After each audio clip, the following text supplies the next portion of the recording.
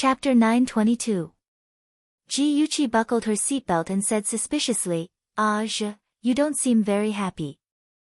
Shenja gestured for Zhe, who was sitting in the driver's seat, to start the car. Then, he rubbed Yuchi's hair and said expressionlessly, correction, I am very unhappy. Why? Qing Sang is my friend and also your subordinate. It's reasonable for us to care about her.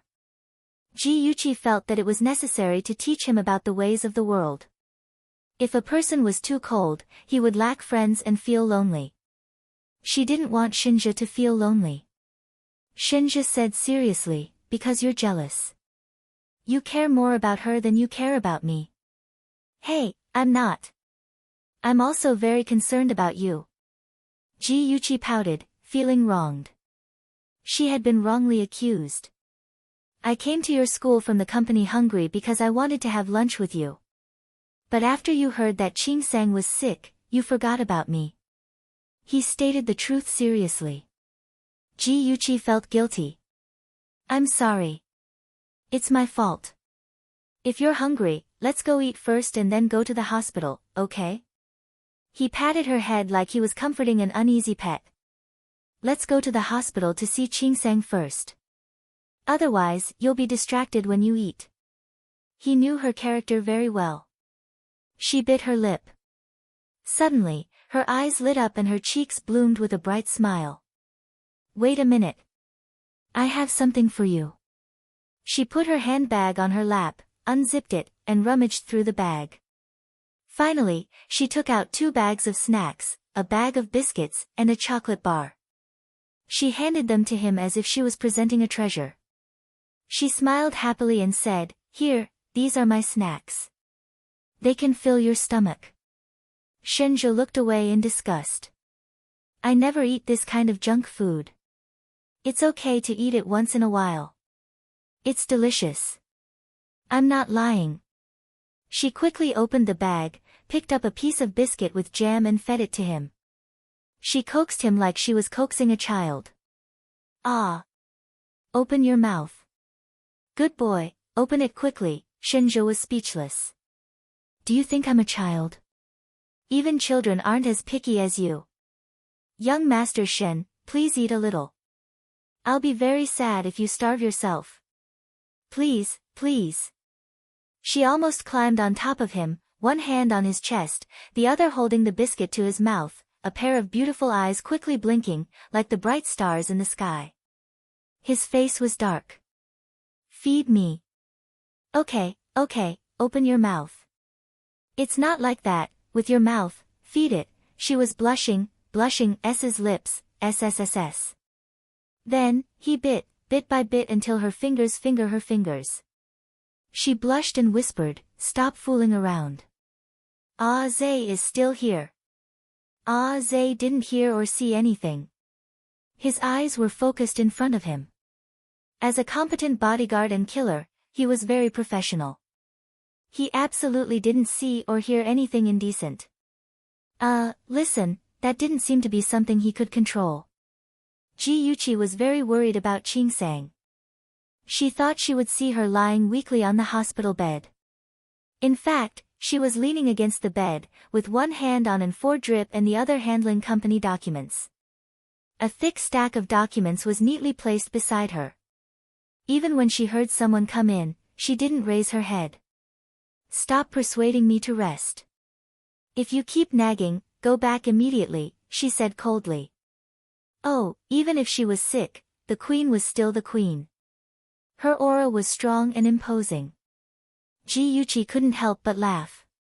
She approached her in her high heels. Queen Qing Sang, who are you angry with? Don't tell me it's Yulei. Yulei was the only one who could make her so uneasy. Speaking of which, Yulei was really a weirdo. No matter how many times Qing Sang rejected him, he still pounced on her and wouldn't let her go. Speak of the devil. Yulei walked over with a lunchbox in his hand. He laughed heartily and said, What are you talking about? As a partner of Free Company, he knew Ji Yuchi, the boss behind the scenes. He also heard about her relationship with young Master Shen. So, He smiled and nodded at the two of them. Then, he turned his gaze to Ching Sang. Obviously, he wanted Ching Sang to answer his question. Ching Sang put down the documents in her hand and said coldly, "I said, if you disturb my work again, I'll throw you out." Ji Yuqi face-palmed. She couldn't bear to look at the queen's aura. "Brother Yulei, hang in there." She thought Yulei would be frustrated. She didn't expect him to turn from a sunny guy to a loyal dog in the next second. His invisible tail wagged behind him, and he smiled cutely. "Ah, Sang, you're the most charming when you're working. But if you don't eat, you won't have the energy to work. So, put your work aside and eat first. We have your favorite vegetable porridge today." Ji Yuqi widened her eyes. She learned something today. Ching Sang pushed away his hand that was about to help her. She said coldly, "Don't touch me." "Ah, Sang, don't misunderstand. I just want to help you. Go away.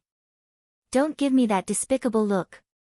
"Ah, Sang, don't you think I'm cute like this? I've been practicing in front of the mirror for a week." "Cute? Please don't insult the word cute." "Ah, Sang, you're so heartless."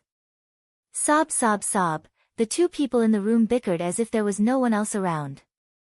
Ji Yuqi felt that she was particularly unnecessary. Shinja stood beside her and said in a low voice, "See? She's doing very well. You can rest assured now." "Yeah, as long as Ching Sang is fine. Let's go. Don't disturb them." Ji Yuqi smiled wickedly and secretly held Shinja's hand. They had already walked to the door when Ching Sang suddenly said, boss, thank you for coming to see me." "I'm fine." Ji Yuqi didn't expect Ching Sang to thank them personally. She raised her eyebrows and smiled. She turned her head and teased, "With Yulei taking care of you, we can rest assured. Rest well. You can rest for as long as you want." Ching Sang's face darkened. "Don't put me together with him." Yulei beamed. "Thank you, Miss Ji. Ah, Sang will go back to work when she recovers." Ching Sang glared at him. "Hey, if you don't speak, no one will think you're mute." What did he mean by, "Ah, Sang"? She was her. It had nothing to do with him. Ji Yuqi laughed loudly. They really were a pair of quarrelsome lovers. "I can see that Yulei really likes Ching Sang. Unfortunately, Ching Sang doesn't like him," Ji Yuqi said softly to Shinja in the corridor with their fingers interlocked. Shinja held her hand tightly. "It's not that Ching Sang doesn't have feelings for Yulei. It's just that she's used to being cold and doesn't know how to get along with others. Just like when he first fell in love with her, he was a little flustered and a little helpless. He didn't know how to like someone." Ji Yuqi looked up at him and smiled. "I really hope they can be happy together. Maybe they will." As long as Yulei continued to pester her, Ching Sang would be captured by him sooner or later. After entering the elevator, Ji Yuqi saw the door of the office closest to the elevator open. A tall and straight man walked out holding a little girl's hand. Behind them was a doctor in a white coat. The man put on his sunglasses and nodded at the doctor. "Dr. Han, thank you for your hard work." "You're welcome. This is what I should do. Please take care." The elevator door closed slowly, blocking Ji Yuqi's line of sight. She narrowed her eyes slightly, and the corners of her lips curved into a cold smile. It was Lu Jianfeng. What was he doing at the hospital? A black car stopped by the side of the road. Lu Jianfeng, dressed in a black suit, held the little girl's hand and walked to the front of the car. When he opened the door, the little girl looked up and said with anticipation, "Uncle, I'm very obedient today. Can I go to the amusement park to play?" Lu Jianfeng bent down and picked her up. A faint smile appeared on his face. "Uncle is not free today. Next time." "Oh." Although it was a pity, the little girl nodded obediently and said sweetly, "As long as I can see Uncle every day, even if I don't go to the amusement park, I'll be very happy." "Good girl." He kissed her on the cheek, put her in the passenger seat and buckled her seatbelt. Ji Yuqi sat in Shenja's car and watched the car in front of her drive away. She frowned slightly. That little girl looked at most 8 years old. What was her relationship with Lu Jianfeng? Why did he bring her to the hospital? Shenja glanced at the disappearing car. If you're curious, let Liang Yu check it out. Okay. On Saturday, Ji Bowen took the whole family to the hospital for a physical examination. The doctor at the reception was an old acquaintance of the Ji family. He chatted and laughed and easily completed the full-body examination. 3 days later, the hospital sent the medical report to the Ji family. Chen Tingfang had told the housekeeper to send the medical report to her as soon as he received it, so she was the first to open the envelope. There was a thick stack of medical reports inside. She looked through them carefully and finally found a different one. It was a bone marrow match analysis. The list showed that the bone marrow of everyone in the Ji family was compatible with Lu Tianhao's bone marrow. The highest match was Ji Yunhan, as high as 80%. Chen Tingfang's eyes shone with ecstasy. Her fingers trembled as she held the thin piece of paper. After a minute, she suppressed the excitement in her heart and quickly put everyone's medical reports into an envelope. Then, she used a lighter to burn the results of the match and turned it into ashes. Her fingers trembled slightly and she dialed Lu Jianfeng's number. Hello, cousin. Let me tell you a piece of good news. Ji Yunhan and Xiao Hao's bone marrow match is 80%. Xiao Hao can finally undergo a bone marrow transplant. Lu Jianfeng was also very excited. His knuckles turned white as he held the phone. He sounded anxious. Is that true? Chen Tingfang's eyes reddened. She nodded and said, It's true, cousin. Hurry up and tell cousin-in-law and Xiao Hao this good news. Tingfang, thank you. Thank you for everything you've done. His voice was low and full of gratitude. Cousin, you don't have to be so polite. We're family. After ending the call, Chen Tingfang let out a long sigh of relief. Previously, she had discussed with her cousin and bribed the person in charge of the medical report to do a HLA test on everyone in the Ji family. The results showed that Ji Yunhan and Xiao Hao's bone marrow match was the highest. Now, the most important thing was how to persuade Ji Yunhan to donate his bone marrow.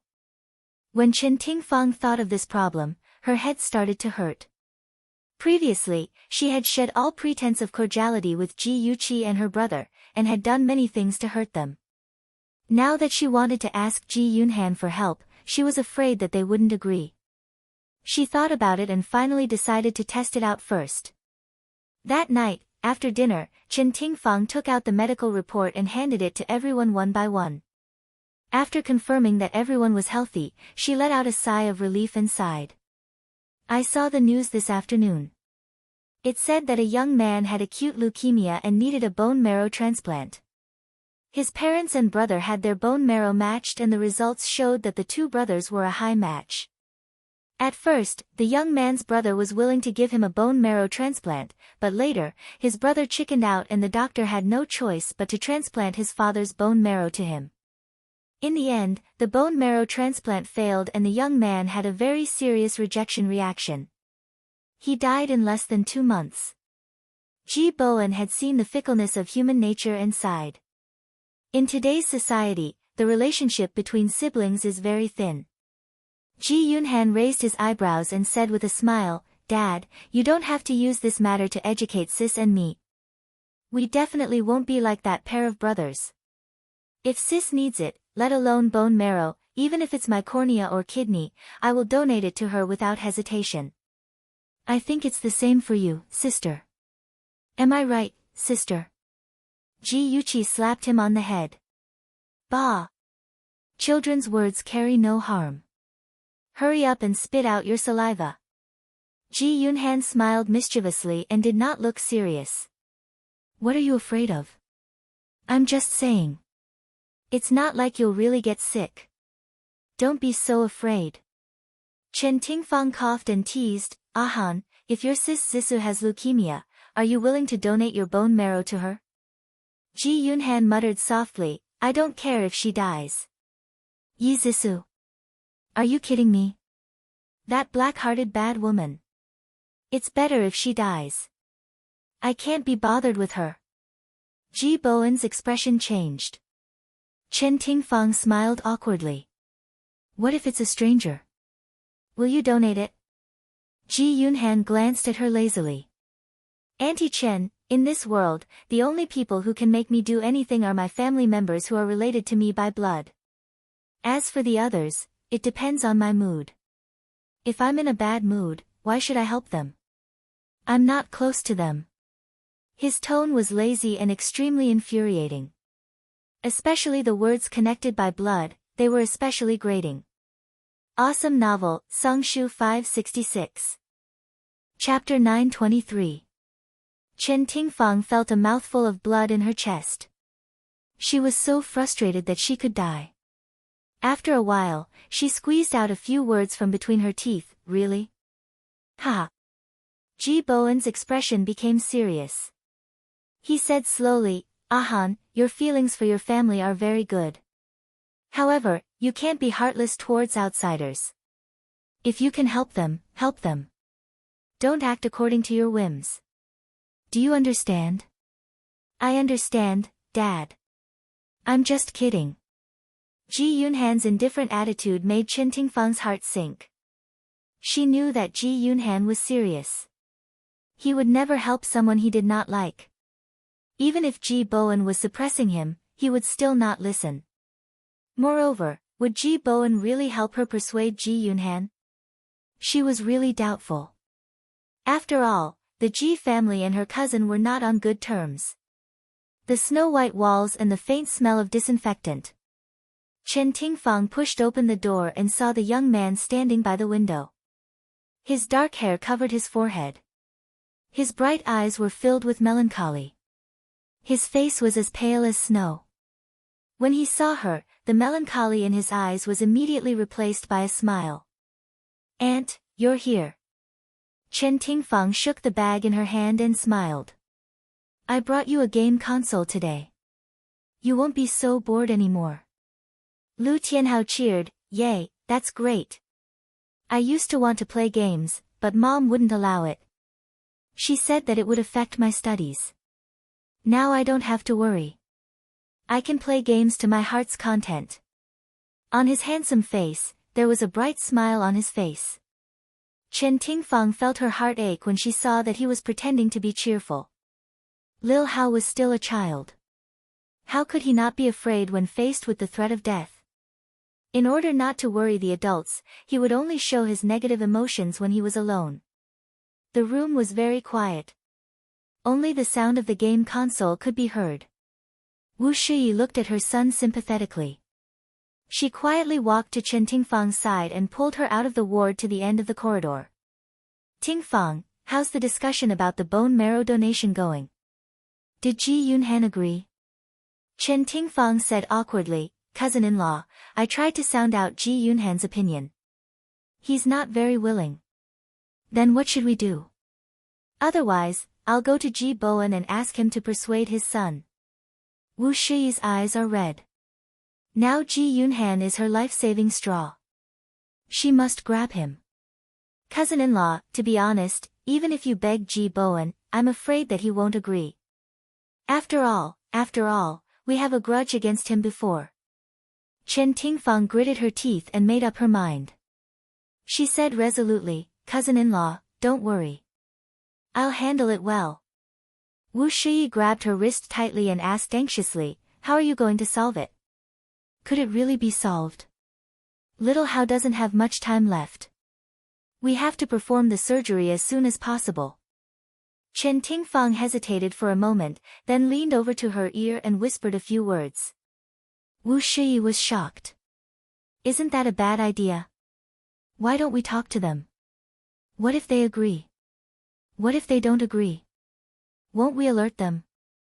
We won't have any chance at all. I've already consulted the doctor. Donating bone marrow won't harm the donor. Moreover, the process is relatively simple. As long as we do it cleanly, no one will notice. But I'm still worried. I feel that it's a little too much. Chen Tingfang looked in the direction of the ward and said faintly, cousin-in-law, compared to Little House life, what's the big deal? In the end, Wu Shiyi was moved by her words and agreed with her idea. However, she was still worried. Therefore, when she saw Lu Jianfeng that night, she told him about Chen Tingfang's plan.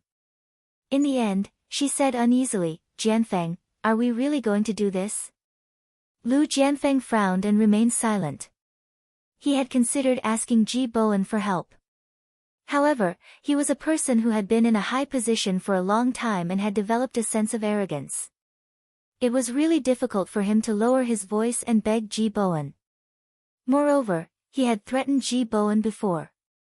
If he were to ask him for help now, he would definitely make things difficult for him or even reject him. He massaged his temples and said slowly, Ting Fang has a point. If Ji Bowen doesn't agree, we'll alert them again. It'll be very difficult to carry out our plan in secret. This meant that he agreed with Chen Tingfang's idea. Wu Shiyi didn't know why, but she felt relieved. She also comforted herself. Anyway, Ji Yunhan's body wouldn't be harmed, so she shouldn't worry about it. After class, Ji Yunhan was about to go to the cafeteria for lunch with his classmates when his phone suddenly rang. It was an unfamiliar number. He pressed the answer button and a middle-aged man's deep voice came from the other end of the line. Hello, is this Ji Yunhan? Yes, I am. Who is this? I'm Dr. Zheng from Second Hospital. Have you received the medical examination report that was sent to your house last time? Yes, I have. Is there a problem?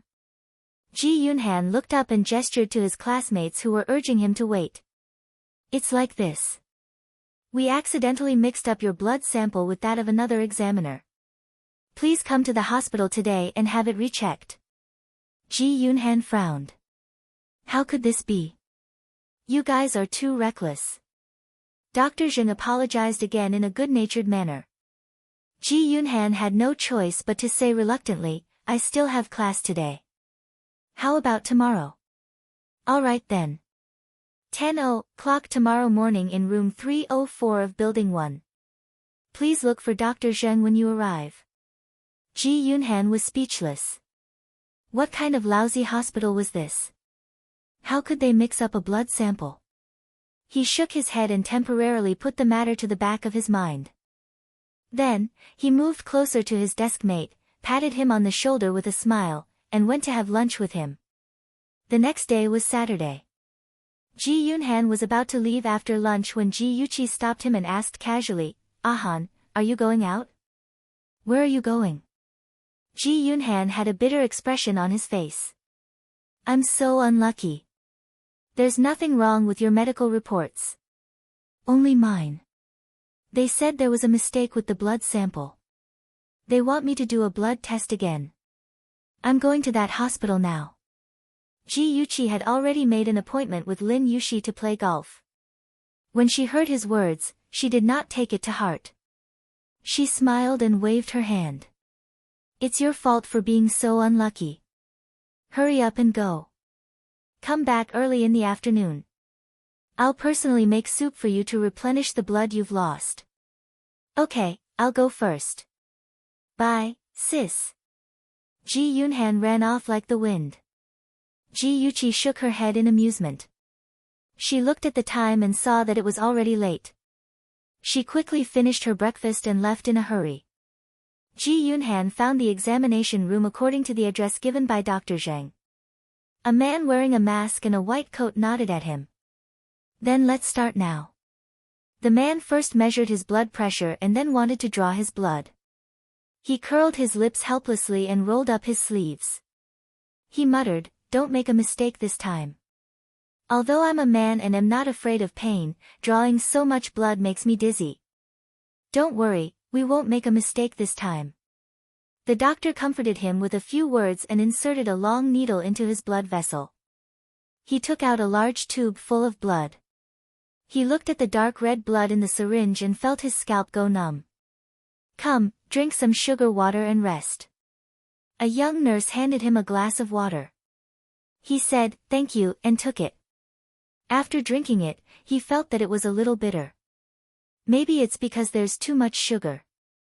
It's so sweet that it's bitter, he thought. He put the glass on the table and wanted to stand up.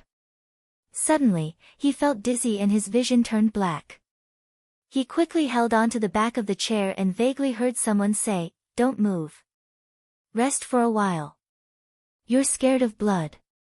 His lips moved twice. He wanted to speak, but his voice seemed to be stuck in his throat. No matter how hard he tried, he could not speak. His eyelids were swollen and he slowly closed his eyes. With a thump, he fell onto the chair. Ji Yunhan slowly opened his eyes. The dazzling light pierced his eyes, causing them to ache. He reflexively closed them, then slowly opened them again. The nurse's gentle voice entered his ears. "Ah, you're awake. You suddenly fainted. You gave us a fright." He turned his head and looked at the nurse standing at the head of the bed. "I fainted?" he asked in a daze. The nurse's eyes curved. "Yes, you fainted. You've been asleep for 2 hours. Are you okay? Do you want me to inform your family?" "I'm fine. There's no need to inform my family." Ji Yunhan felt numb all over. It was as if he had been electrocuted. There was also a sharp pain in the back of his buttocks. He sat up with his hand on his forehead and slowly got off the bed. When he stood on the ground, he felt a sharp pain in his buttocks. He must have accidentally pulled something. Strange. He did not get an injection. Why does his buttocks hurt? He looked at the nurse in confusion. "Did you do anything to me after I fainted?" The nurse blinked quickly. "We just carried you to the bed. What's wrong? Do you feel uncomfortable anywhere?" Ji Yunhan's cheeks reddened. He could not say that his buttocks hurt in front of a girl. Perhaps he had slept for too long and hurt his buttocks. He shook his head. "I'm fine. When can I receive the blood test report?" "We'll mail it to your house in 3 days." "Okay, thank you. Goodbye." He took out his phone from his trouser pocket as he walked to the door. When he saw that it was a call from his sister, he quickly dialed her number. "Sis, you were looking for me just now. What's up?" When she received his call, Ji Yuchi's car was parked in the hospital's parking lot. She opened the door and got out of the car. "Ahan, I happened to be around the hospital, so I picked you up to go home. Are you done with your checkup?" "I'm done. I'm going down now." "That's good. I'll wait for you in the hospital garden. Come down quickly." Ji Yuchi hung up the phone and strolled around the hospital garden. 2 beautiful nurses carrying folders walked over, laughing and chatting. One of the nurses wearing glasses whispered, "You don't know yet, right? The leader with the surname Lu has transferred his son to our hospital." "You're talking about Lu Jianfeng?" "Oh my god, what illness does his son have? Why haven't I heard about it in the news?" "Are you dumb? Who is Lu Jianfeng? He definitely has to keep it a secret. How could he let the media know about his son's illness? But then again, his son is really lucky. He has acute leukemia. When he was transferred to our hospital, a volunteer was willing to donate his bone marrow. I heard that the bone marrow transplant operation will be carried out today." TSK, TSK. That volunteer, don't tell me he's aiming for their power. As long as he donates his bone marrow, he'll be the benefactor of the Lu family. Won't he be related to the Lu family in the future? Don't talk nonsense. That volunteer has a powerful background too. The nurse wearing glasses leaned over and whispered a few words in her companion's ear. Her companion immediately screamed, "What? The donor is from the Ji family?" "Shoo, lower your voice. Are you trying to kill me? This is a secret. You can't tell anyone. Remember, don't tell anyone." I know. Don't worry. I'm very tight-lipped." The voices of the 2 nurses gradually faded away. Ji Yuchi flashed out from behind the tree. Her face was extremely gloomy. Different images kept appearing in her mind. Ahan, if your sister Zisu has leukemia, are you willing to donate your bone marrow to her? What if it's a stranger? Will you donate? I'm so unlucky. Your medical reports are all fine except mine. They said that the blood sample was wrong and asked me to do a blood test again. What? The donor is from the G family? Several voices echoed in her ears, and different scenes lingered in her mind. Ji Yuqi's expression became more and more unsightly, and the light of hatred burst forth from her pitch-black eyes. She clenched her fists tightly, and a cold aura emanated from her body, causing those who approached her to shiver uncontrollably. When Ji Yunhan found her, he was frightened by her vicious gaze. He quickened his pace and walked in front of her. Concerned, he asked, "Sister, what's wrong? Are you okay?" Ji Yuqi suddenly turned to look at him. Her eyes were incomparably complicated. There was regret, annoyance, and fear. He touched his nose inexplicably. "Sister, what's wrong with you? Did my future brother-in-law make you angry?" She suddenly hugged him. Her arms tightly clasped on his back. Her voice was mixed with pain. "I'm sorry, Ahan. I was too careless." "Sister," she didn't say anything. After a long time, she slowly let go of him. She stared into his eyes with a serious expression. "Ahan, did anything strange happen during your checkup?" Ji Yunhan scratched his head and smiled. "Yes, I seem to have a phobia of blood. At that time, the nurse, Miss, handed me a cup of sugar water. I didn't expect that after drinking it, I still fainted. According to her, I lay down for more than 2 hours. Sugar water? Fainted?" Ji Yuqi's gaze turned cold.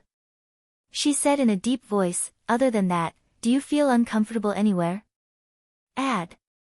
Shinwu 799. Chapter 924. Cough, cough.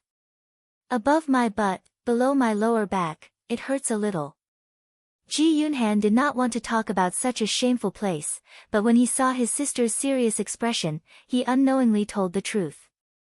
Ji Yuqi had once watched a television program that explained the knowledge of bone marrow transplants. She knew that the location of the bone marrow extraction was where Ahan felt the pain in his ilium. Chen Tingfang, Lu Jianfeng, those two bastards, how dare they treat Ahan like this? They used such a despicable method to drug Ahan and steal his bone marrow. If Lu Tianhao did not need bone marrow, but a liver, a kidney, or a heart, would those two bastards also remove Ahan's internal organs without hesitation? Ji Yuqi exploded like a volcano. She clenched her fists and roared, "Damn it, Chen Tingfang, Lu Jianfeng, they went too far." "Sister, what are you talking about?" Ji Yunhan was confused. She suddenly grabbed his hand and dragged him to the hospital. She said angrily, "Come with me. Which doctor did the examination for you? Tell me." "Hey, sister, don't drag me. I'll walk by myself." "What's going on? You have to tell me clearly." Ji Yuqi did not answer. She clenched her teeth tightly. She was afraid that if she opened her mouth, she would not be able to resist cursing those two bastards. She dragged her brother all the way until they entered the elevator. Only then did she manage to suppress her anger. She faced her brother and told him her suspicions. "Ahan, Lu Jianfeng's son has acute leukemia and needs a bone marrow transplant. I suspect that your bone marrow matches his. And just today, your bone marrow was extracted." Ji Yunhan was shocked. He widened his eyes in disbelief. "How did you know?" Ji Yuqi clenched her fists and told him her deduction concisely and quickly. She said, "Although it's just my speculation, it's very likely to be true. Later, I'll verify it with the doctor who extracted your blood." The examination room. "Yes, Madam Chen. I've taken care of it. Don't worry, I'll keep it a secret." Dr. Zheng stood facing the window and spoke to the person on the other end of the phone. Suddenly, with a bang sound, the door was pushed open heavily. He turned his head in surprise and saw the two people walking in through the door. His expression changed immediately, and he quickly said to the person on the other end of the phone, "I have an accident here. I'll hang up first." Dr. Zheng glanced guiltily at the expressionless Ji Yunhan before shifting his gaze to the equally expressionless Ji Yuqi. He gripped his phone tightly and tried to maintain a calm smile on his face. "Is there anything I can help you with? You're the Dr. Zheng who drew my brother's blood, right? I have a question for you." Ji Yuqi coldly stared into his eyes, as if she wanted to see through his eyes and see through his internal organs. Dr. Zheng broke out in cold sweat. "I don't dare to ask." "What's the question, Miss Ji? Please ask." Ji Yuqi looked at him coldly and said sternly, "Let me ask you, who gave you permission to extract my brother's bone marrow without permission? Who gave you the right to do so?" Cold sweat broke out on his forehead, but his expression was calm. "Miss Ji, what do you mean by that? I've never extracted your brother's bone marrow." Ji Yuqi said sternly, "Good, very good. It doesn't matter if you don't admit it. My brother's iliac bone must still have a needle hole. We can find evidence of your crime through an X-ray examination." Then, she turned to Ji Yunhan. "Ahan, let's do the examination now. I want those who stole your bone marrow without your permission to pay the price." "Miss Ji, please wait." Dr. Zheng rushed forward and blocked their way. He said anxiously and painfully, "I admit that I did extract Ji Yunhan's bone marrow, but Madam Chen told me that Ji Yunhan agreed to donate his bone marrow, so Ji Yuqi said sternly, "Did Chen Tingfang really say that?" Dr. Zheng quickly explained, "Yes, she said that Ji Yunhan agreed to donate his bone marrow, but Mr. Ji Bowen didn't know about it. Therefore, she wanted me to collect the bone marrow this way to prevent Mr. Ji Bowen from finding out. Don't you know that Ahan is only 17 years old? He's still a minor. Even if he made the decision to donate, he would need his guardian's approval. How dare you say that you want to hide it from my father? What kind of doctor are you?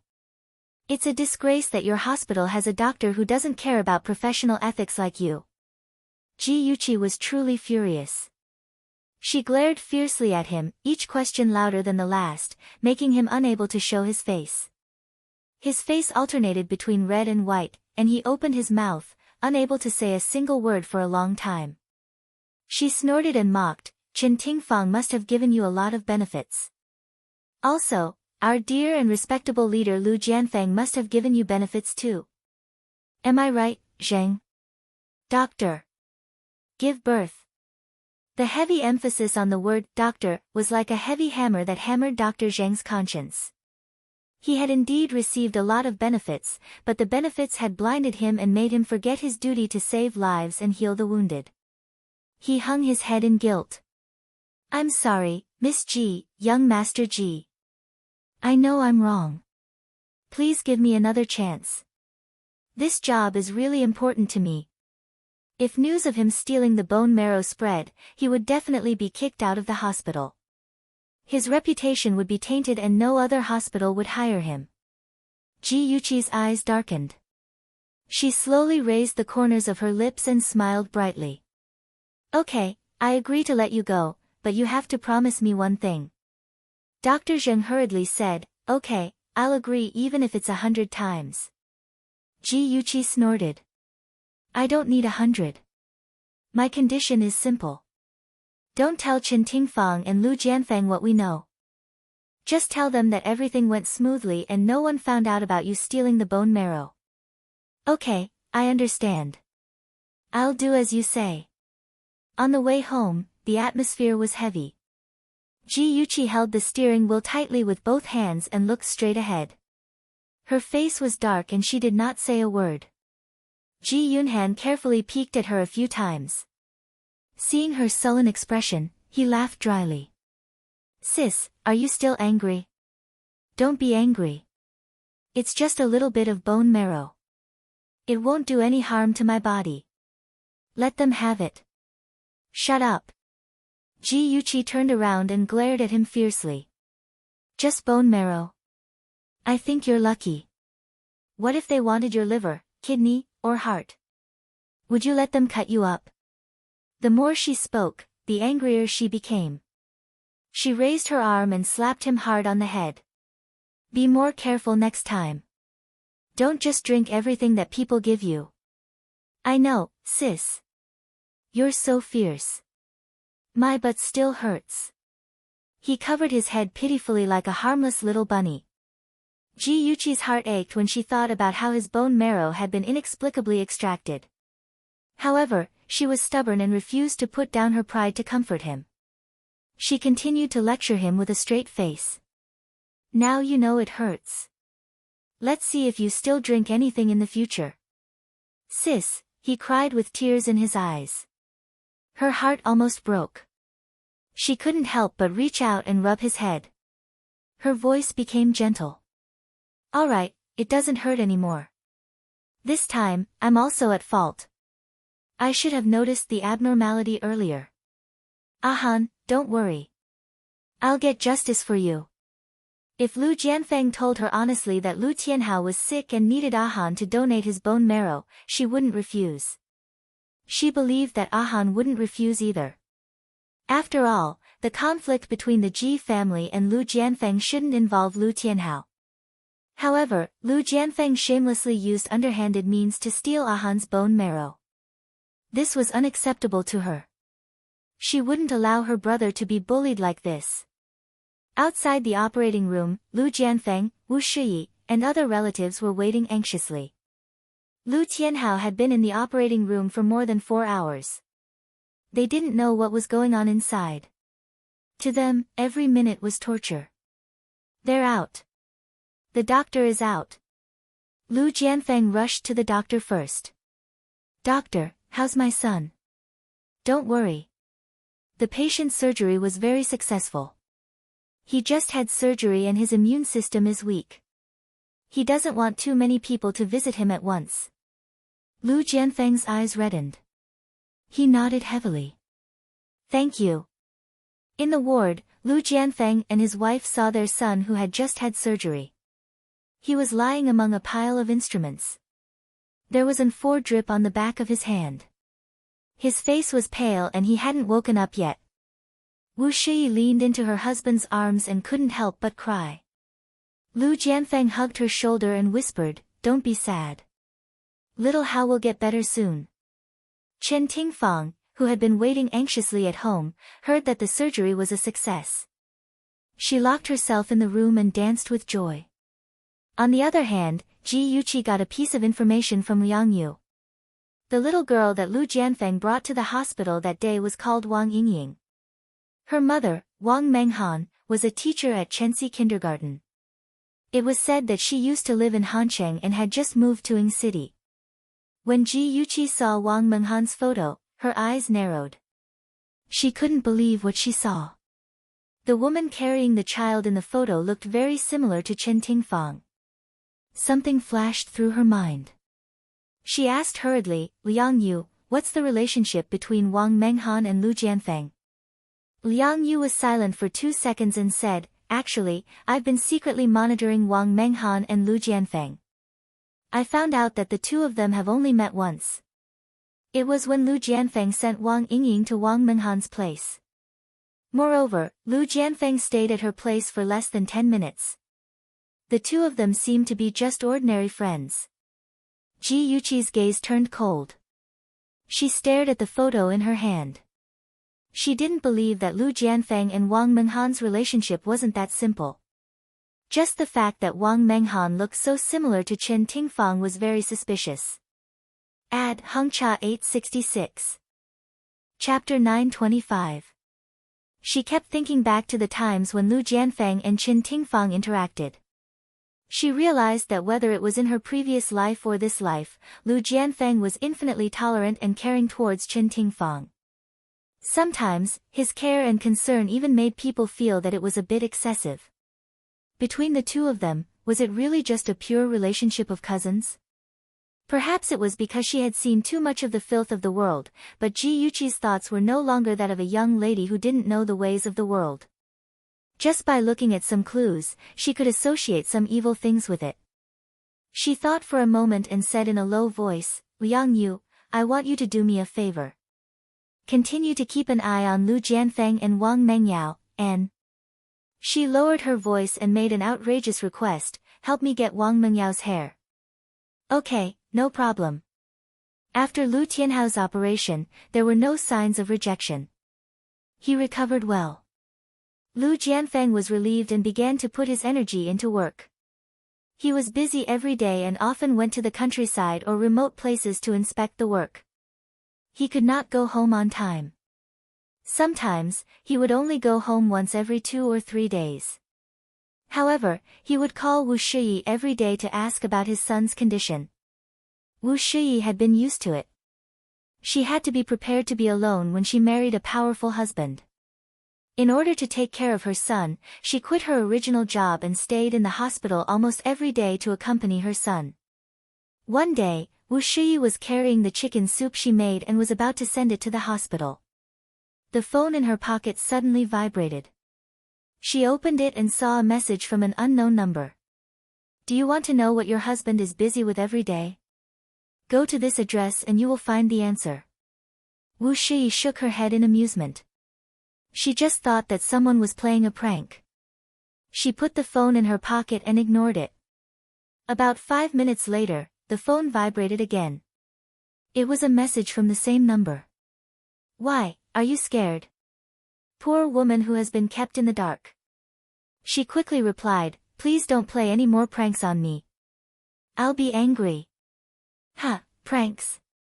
You are deceiving yourself. Wu Shiyi's fingers trembled. She quickly replied, who are you? What is your purpose? After sending the message, it was like a stone sinking into the sea. She waited for a long time, but did not receive a reply. Because of these inexplicable text messages, her originally good mood became gloomy. She carried the soup and walked into her son's ward. She barely managed to pull herself together, but her mind couldn't help but wander. Jian Feng was busy with work. She should believe him. However, that mysterious person's resolute and decisive words kept echoing in her ears. Let's go and have a look. It's just a trip to prove that the mysterious man is playing a prank. Yes, he must be playing a prank. After a mental struggle, curiosity finally won out. Wu Shiyi told her son a few words and asked the nurse to take good care of him. Then she hurried out of the hospital and drove to the place mentioned by the mysterious man. This was a newly opened amusement park in Ying City. It had a complete set of gaming facilities. Wearing a hat and brown sunglasses, Wu Shiyi walked past a group of children and followed the address to a cold drink shop in the amusement park. Through the huge glass window, she saw Lu Jianfeng sitting by the window. Even if he was wearing sunglasses, as his wife, how could she not recognize him? Opposite him sat a young woman and a 7 or 8-year-old girl. When Wu Shiyi carefully looked at the young woman, she was so shocked that she almost screamed. She covered her mouth tightly and stared at the woman. She actually looked like Chen Tingfang. In the cold drink shop, Wang Yingying took 2 sips of fresh orange juice. Her big round eyes looked curiously at Lu Jianfeng. She said in a childish voice, Uncle, why are you still wearing sunglasses? There's no sun here.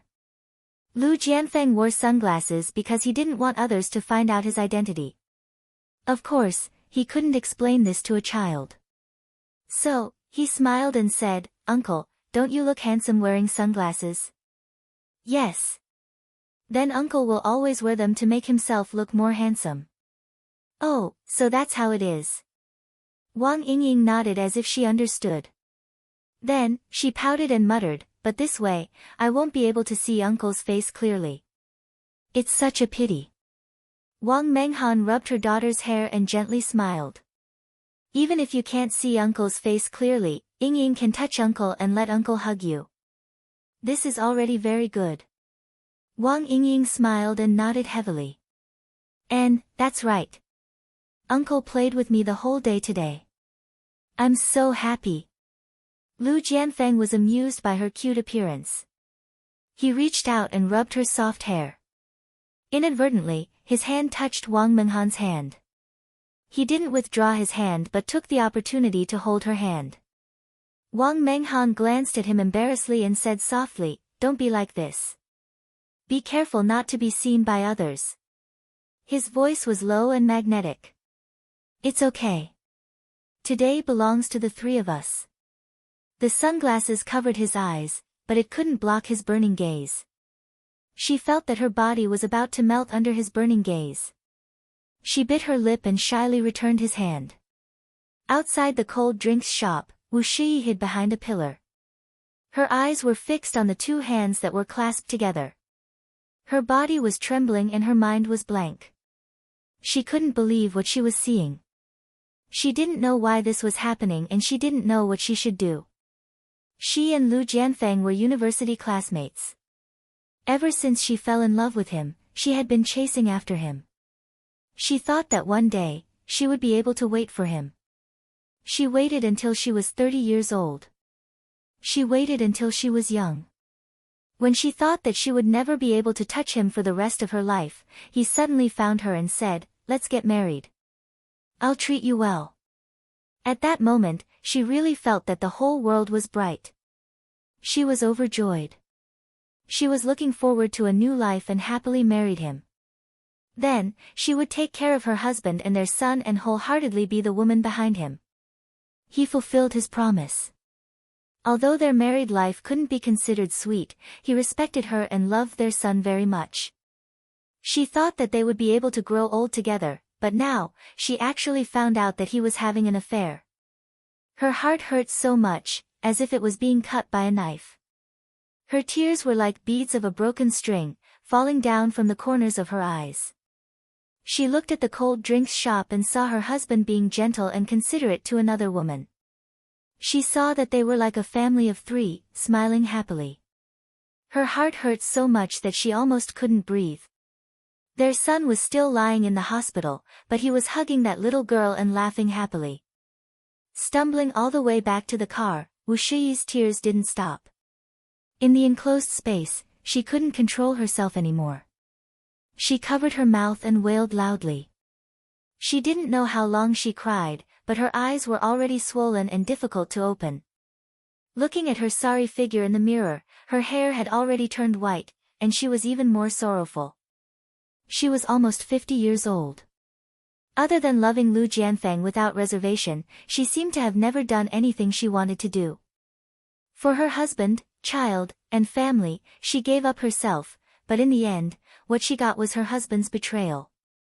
When she was supporting his parents, he was rolling in the sheets with another woman. When she comforted her disappointed son by saying, "Daddy is busy," he was outside with another mother and daughter. When she couldn't sleep alone many times, when she envied other couples who were in pairs, when she was sick and needed his care, he wasn't by her side. She thought that he was busy, tried her best to be tolerant, and never made a fuss. However, the cruel reality shattered all her fantasies. The despair in her heart was like a wild vine, wrapping around her in despair. Time passed by minute. Unknowingly, the sky outside the window started to darken. She took out her phone and dialed that familiar number. "What's the matter?" The man's low voice entered her ears. She could vaguely hear a child's laughter. Her lips trembled a few times. After a few seconds of silence, she said softly, "Jianfeng, have you ever loved me? We're already an old married couple. Why are you asking such a question? Is Xiaohao okay?" He sounded a little impatient. Her lips twitched, and her eyes were filled with desolation. "Okay, Xiaohao is very good. Can you come back tonight? I have something to talk to you about. I still have something to do. I can't go back tonight. I'll go back tomorrow." He didn't wait for her answer and said, "Is there anything else? If not, I'll hang up first." "Nothing." Beep, beep, beep, the sky was getting darker and darker. Bright lights decorated the city. A woman in a long dress with disheveled hair walked alone by the riverbank. She had been wandering around the riverbank for more than an hour. She was like a walking corpse, without any thoughts. She was just walking mechanically and aimlessly. A car was parked not far from her. Ji Yuqi sat in the driver's seat, holding a pair of binoculars and staring from afar. She had sent that text message to let Wu Shiyi know about Lu Jianfeng's affair. She didn't want to force Wu Shiyi into a dead end. Therefore, she had been following behind Wu Shiyi to prevent her from taking her own life. After waiting for more than 10 minutes, Wu Shiyi finally left the riverbank and returned to the car. After she started the car, Ji Yuqi quickly followed. Wu Shiyi drove to the hospital to visit her son. Just as she opened the door to the ward, her son immediately looked up and said unhappily, "Mom, where did you go this afternoon? I called your phone, but it was turned off. I was so worried about you." She walked to his side, hugged him with both hands, and said softly, "Xiao Hao, don't worry. Mom will be fine. Even if it's for you, Mom will be fine. Mom, you're so strange today. Are you hiding something from me?" Awesome novel, Xinwu 799. Chapter 926. Lu Tianhao was very sensitive. He raised his head and stared at her face, trying to find clues from her face. Wu Shiyi smiled and rubbed his head. "What can I hide from you? I'm just a little tired. Are you feeling unwell today?" "I'm fine, Mom. Since you're not feeling well, you should go home and rest. There are nurses taking care of me in the hospital. You don't have to worry." "Okay." She caressed her son's cheek. Her son and her husband looked alike. Looking at him was like looking at her husband when he was young. Her heart, which was numb from the pain, twitched again. "At night. Who are you? What's your purpose for letting me see that?" Ji Yuqi came out of the bathroom and saw a message on her disposable SIM card. It was from Wu Shiyi. She smiled, picked up the phone, and replied, "I'm someone close to you. I just feel sorry for you, so I let you find out the truth. I don't believe you're so kind. Tell me what you're trying to do." Ji Yuqi did not follow her train of thought. Instead, she changed the topic. "Aren't you curious about the little girl's background?" The person on the other side of the phone was silent for a long time. It was so long that Ji Yuqi almost fell asleep. Suddenly, she heard the sound of a message and woke her up. That child, is she really his illegitimate daughter? Seeing the message, Ji Yuqi sighed. Liang Yu took Wang Yingying's hair and compared her DNA with Lu Tianhao's. The results showed that they were close relatives and that they had the same father. She guessed that Lu Jianfeng brought Wang Yingying to the hospital to match her bone marrow with Lu Tianhao's. Unfortunately, the match was not successful. That was why Lu Jianfeng chose to trick Ahan. Ji Yuqi's fingers slid and replied slowly, "Yes, he had an affair behind your back for 10 years. 10 years. 10 years was enough for a person to fall in love with another person. It was also enough for a person to age." Wu Shiyi's love for Lu Jianfeng and her child was condensed in each of her white hairs. However, the truth was always so cruel. Even if you spent your whole life, you could not warm a man's heart. Ji Yuqi could imagine her despair at this moment. It was just like how she felt when she fell off the cliff in her previous life. She was in so much pain that she wished she was dead. However, only by crossing that hurdle could she be reborn. So, Wu Shiyi, do your best. Your child is still waiting for you. The text message did not ring for a long time.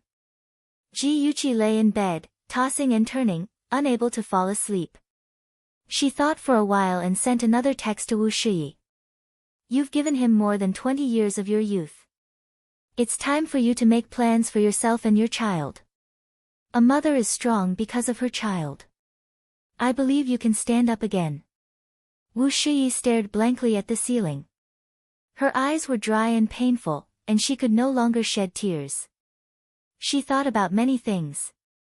She thought about her past, about her love that was like a moth darting into a flame, about her husband's betrayal, and about her child's future. That mysterious person was right. She had to be strong. Even if her heart was riddled with holes, she had to be strong because Lil Hao still needed her protection. She did not sleep the entire night. She looked even more haggard in the mirror. Even the crow's feet at the corners of her eyes seemed to have deepened. She sighed and put on some light makeup to cover the dark circles under her eyes and the pimples that suddenly appeared on her face. Then, she opened her wardrobe and found a long colorful dress that she had not worn in a long time. Finally, she tied up her long hair. At last, she did not look so lifeless. Lu Jianfeng came back. Wu Shiyi's gaze slowly slid across his face and finally landed on him. He had changed his clothes. The clothes he was wearing now were not the ones she bought for him. It seemed that he had stayed over at that woman's place last night. He came home wearing different clothes. This kind of thing had happened before, but she trusted him too much and never suspected it. The corner of her lips stiffened. She lowered her head and said softly, "You're back. Have you had breakfast?" "I've eaten. Last night, you said that you had something to discuss with me." "What is it?" Lu Jianfeng took off his coat and casually hung it on the hanger. Her nails dug into her palms. Yesterday, she was too agitated and wanted to talk to him about the divorce. However, after a night of consideration, she changed her mind. She slowly raised her head and looked at him with a calm gaze. She said indifferently, "I want to open a flower shop." "What do you think?" "Open a flower shop?" Lu Jianfeng sat on the sofa and tapped his fingers on the armrest. His brows were slightly furrowed. "Why did you suddenly have this idea?" Wu Shiyi sat across from him and poured a cup of tea in front of him. She said indifferently, "Lil Hao's health is getting better and will recover soon. I will also have more free time. It's not a good idea to do nothing at home every day. So, I want to open a flower shop. It's not important whether I make money or not. I just want to have something to do." Lu Jianfeng's brows furrowed even tighter. "If news of you opening a flower shop gets out, where will my face go? If you feel bored, you can go shopping with the ladies in the courtyard and do some beauty treatments. Isn't that good?" "Beauty treatments?" "Ha!" When she was 20 years old, he wouldn't even look at her. Now that she was in her 40s, even if she dressed herself up like a fairy, he wouldn't care. Wu Shiyi didn't want to waste time on those boring things. She smiled slightly. "When we got married, you said that you would respect my opinion. Right now, I only have one idea, and that is to open a flower shop. Can't you respect my opinion for once? I don't interact with the ladies of the officials. They don't know me, so you don't have to worry about me embarrassing you in front of your subordinates." She rarely spoke to him in such a tone. Lu Jianfeng suddenly felt that he didn't know her. He thought for a moment and said in a deep voice, "If you insist on opening a flower shop, then I won't stop you. You have to take care of your family and Lil Hao. Don't neglect them because of work." She was still smiling. "I won't. After all, I'm not Mayor Lu. I'm not that busy." Lu Jianfeng was stung by her words and felt a little uncomfortable. He said with a cold face, "I'm busy with work. I thought you would understand." "I understand very well." She stood up and looked at him condescendingly. She said lightly, "I'm going to the hospital to accompany Lil Hao. If you're free, you should go and see him. He asked about you yesterday." She felt that she owed her only son. Lu Jianfeng stood up as well. "I'll go with you." Lu Tianhao was very happy to see his parents appear at the same time. Wu Shiyi saw the bright smile on his face and felt sad. She secretly made up her mind that no matter what happened between her and Lu Jianfeng, she would protect her son. Cousin-in-law, you're all here." Chen Tingfang walked into the ward with fruits and supplements in her hands. Lu Jianfeng saw her and a warm smile appeared in his deep eyes. Wu Shiyi felt as if she had swallowed a fly. She was not a fool. Her husband's lover looked so much like Chen Tingfang. Of course, she could guess the reason. Since she met her husband in university, she had never seen him in a relationship with another girl. After he started working, he was even more busy with work and had never been involved in any scandals. She thought that he was ambitious and would not talk about relationships. In the end, she did not expect that he already had someone in his heart. That person was his biological cousin. Taboo, incest. Such a relationship was disgusting. Wu Shiyi pressed her right hand on her stomach and forced a smile. Ting Fang is here. After Chen Tingfang greeted Lu Jianfeng and his wife, her eyes fell on Lu Tianhao. She smiled and said, "Little Hao, you look so good today. Are you too happy to see Mom, Dad, and Auntie?" "Yes, Auntie. The game console you gave me is so fun. What good things did you bring for me today? You little brat, you really don't hold back." "But fortunately, I came prepared." "Dang, dang, dang. Look at what this is. It's the latest iPhone. There are many fun games downloaded in it, I'm so touched. Auntie, you are so good to me." Seeing that his son was getting along well with Chen Tingfang, Lu Jianfeng's smile deepened. He patted his son's shoulder, indicating that he should not be too naughty. Wu Shiyi felt even more uncomfortable. She took the fruit plate and said that she was going to wash the fruits. She hurriedly left the strange scene. In the following days, Wu Shiyi's attitude towards Chen Tingfang slowly changed. She was not as intimate as before, only polite and distant. However, no one except herself noticed. With her efforts, the flower shop opened for business. She recruited 2 young girls to manage the flower shop, and she became the boss behind the scenes. With the flower shop on the right track, she gradually focused all her attention on her career and her son. As for her husband, he was just a decoration. She did not care what he did, as long as he did not make a scene in front of her. Ji Yuqi secretly observed for a long time. Seeing that Wu Shiyi had walked out of the pain of her husband's affair, she decided to start the second step of her plan. She laid on Shinja's chest, fiddling with a large stack of photos in her hand. She planned to pick out a few to send to Lu Jianfeng's mistress, Wang Menghan. Shinja put the report in his hand on the coffee table, pinched her nose, and chuckled. "Why do you have to go through so much trouble? Just send the photos to the TV station and let Lu Jianfeng lose face in front of the whole city. Isn't that good?" Ji Yuqi pretended to be mature and sighed. "Although I hate scumbags and mistresses and really want to teach them a lesson, the first wife is innocent after all."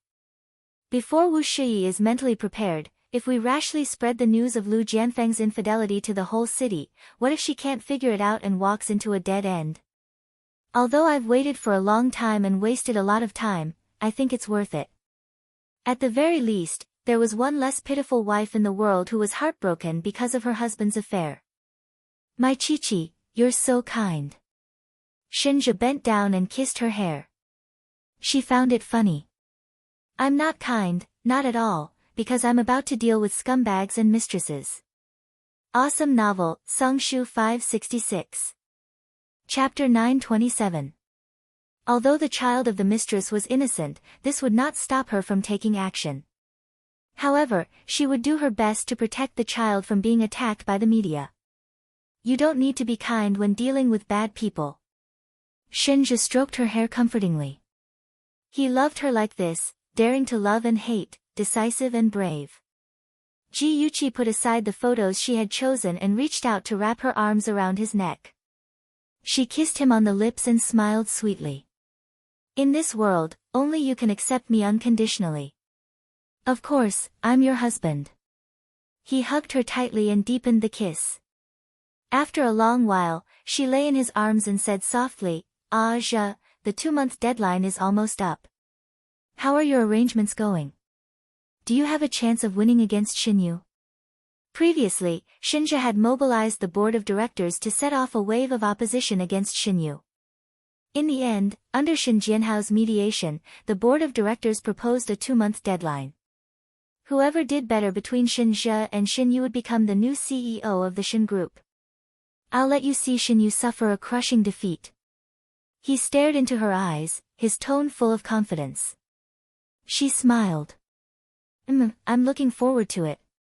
While Ji Yuqi was busy taking revenge on Lu Jianfeng, Xinzhe was not idle either.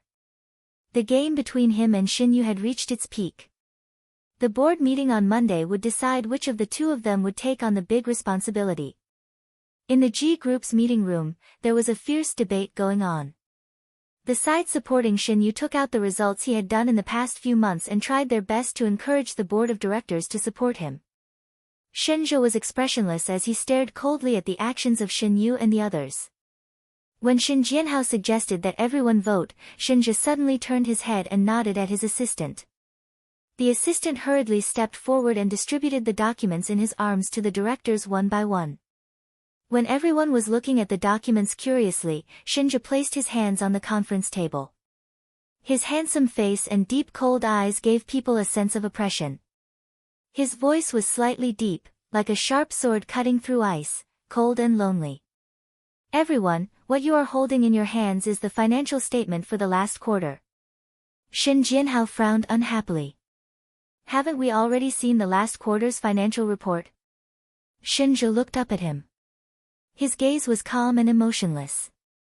This is the real financial statement. Xin Jianhao's expression changed. What do you mean? The corners of Xinzhe's lips curled up slightly, and his gaze was calm. It literally means that the first report you saw was embellished by someone and increased the profit by 10%. In addition, Hengyang Technology, which Xin Yu had proposed to acquire, was still in a state of loss. It was not the 3 million monthly profit that was reported in the report. Now, what you are holding in your hands is the real financial statement. Everyone burst into an uproar, as if a pot had exploded. One by one, they buried their heads and carefully flipped through the report. Chen Yu's face was ashen. He suddenly slammed the table and angrily said, "Xinzhe, don't talk nonsense. The report I sent to everyone just now is the real account. This one is fake. Since we each have our own version of the story and the directors can't tell the truth, I will invite a witness to prove what I said." It was a casual sentence, as if they were discussing what to eat for breakfast. However, his deep and cold eyes revealed an unquestionable toughness. After he finished speaking, the door of the conference room was pushed open. 3 men in black suits carrying briefcases walked in. The one walking in front was a foreigner with a cold face. Xinzhe stood up and politely shook hands with him. Then, he introduced him to everyone. "This is Mr. Mike, the chief auditor of PricewaterhouseCoopers. He has audited the accounts of the top 10 companies in the world and has never made any mistakes. Today, I invite Mr. Mike here.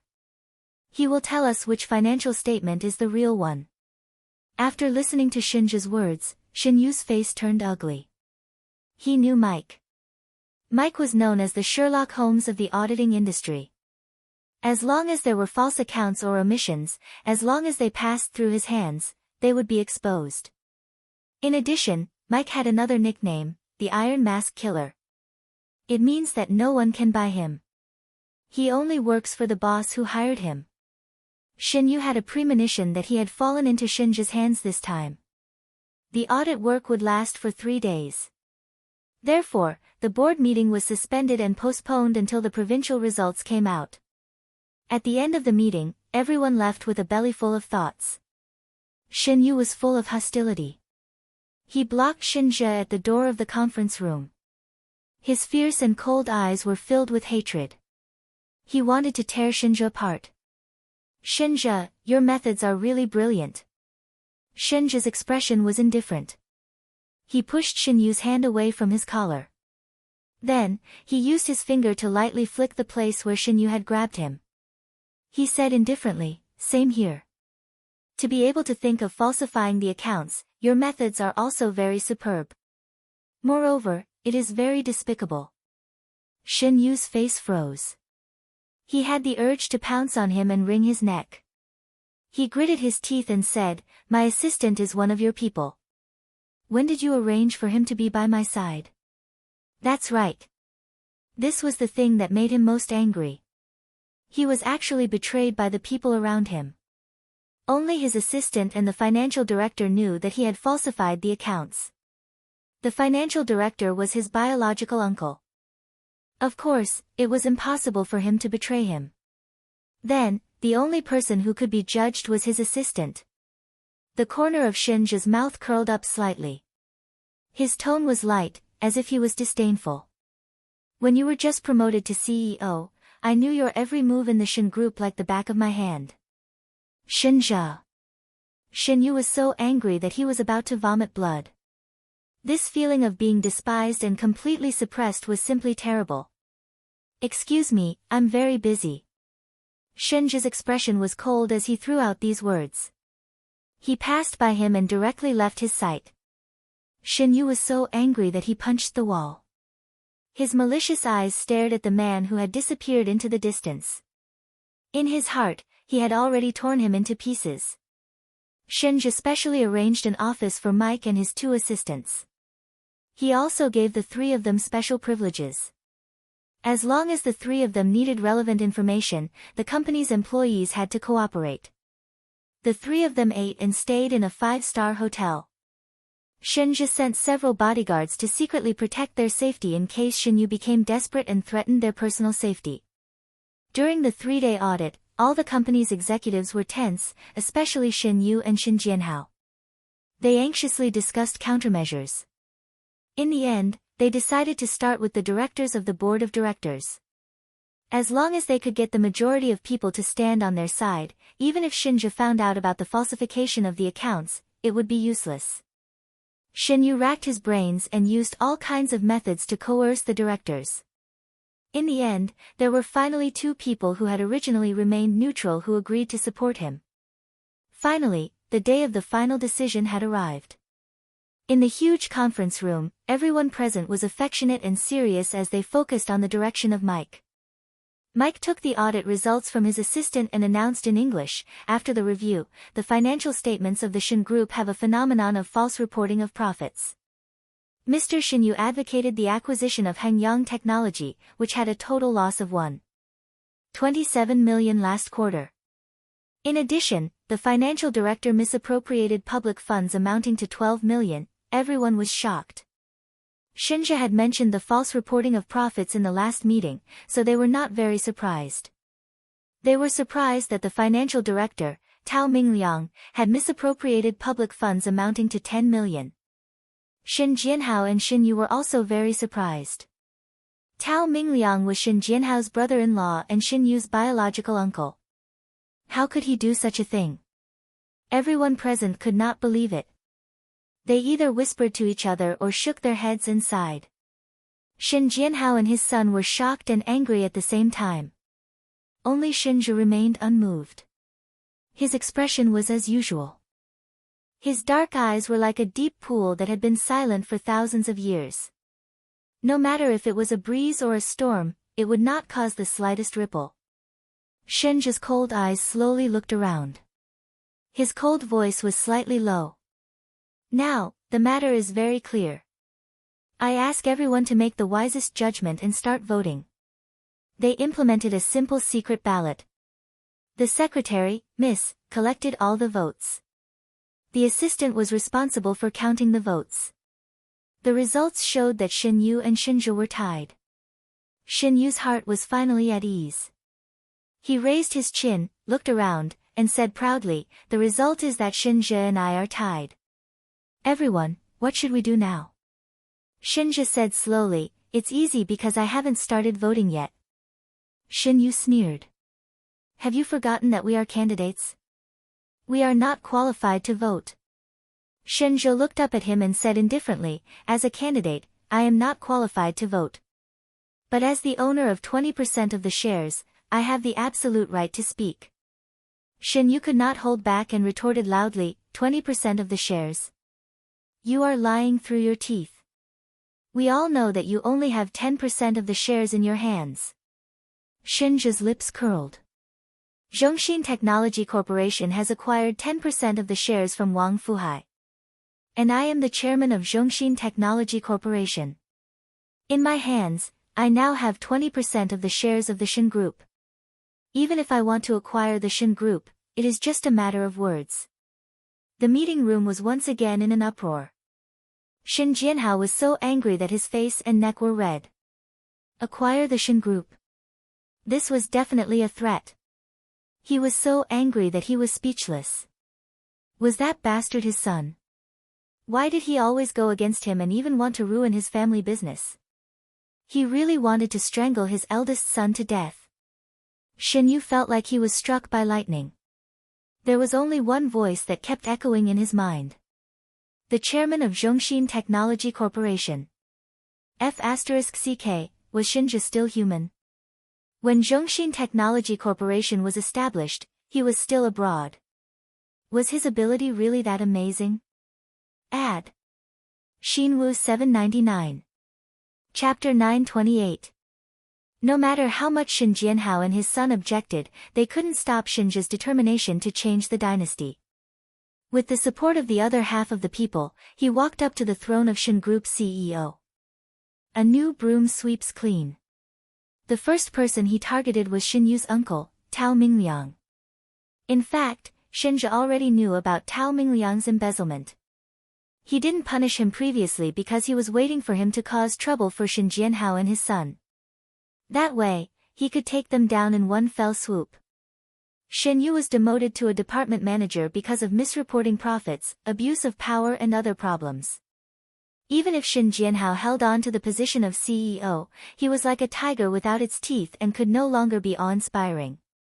When Shinja was promoted to the position of CEO of Shin Group and the merger of Shin Group and Zhong Xian Technology, these two news dominated the headlines of the newspapers. Ji Yuqi's revenge against Lu Jianfeng also officially began. Wu Shiyi was so disgusted that she wanted to vomit.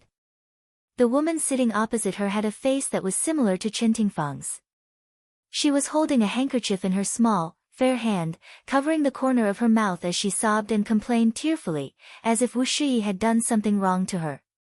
The woman had been crying for more than half an hour. From her crying, Wu Shiyi found out that her name was Wang Menghan. She used to be a teacher at a primary school in Hancheng. When Lu Jianfeng came to her school for an inspection, the two of them met for the first time. The second time they met was when she was being harassed by some hooligans. Lu Jianfeng appeared like a god and saved her.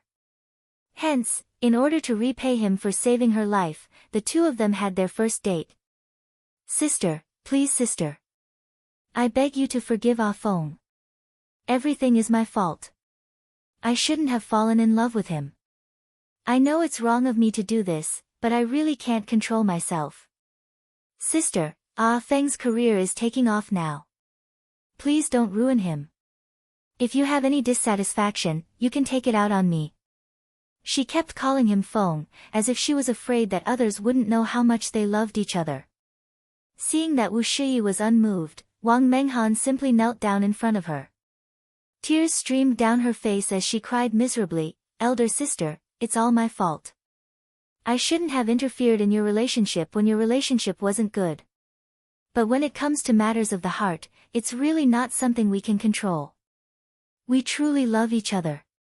Elder sister, please forgive us this time for the sake of the child." This coffee shop was very famous, and there were many customers every day.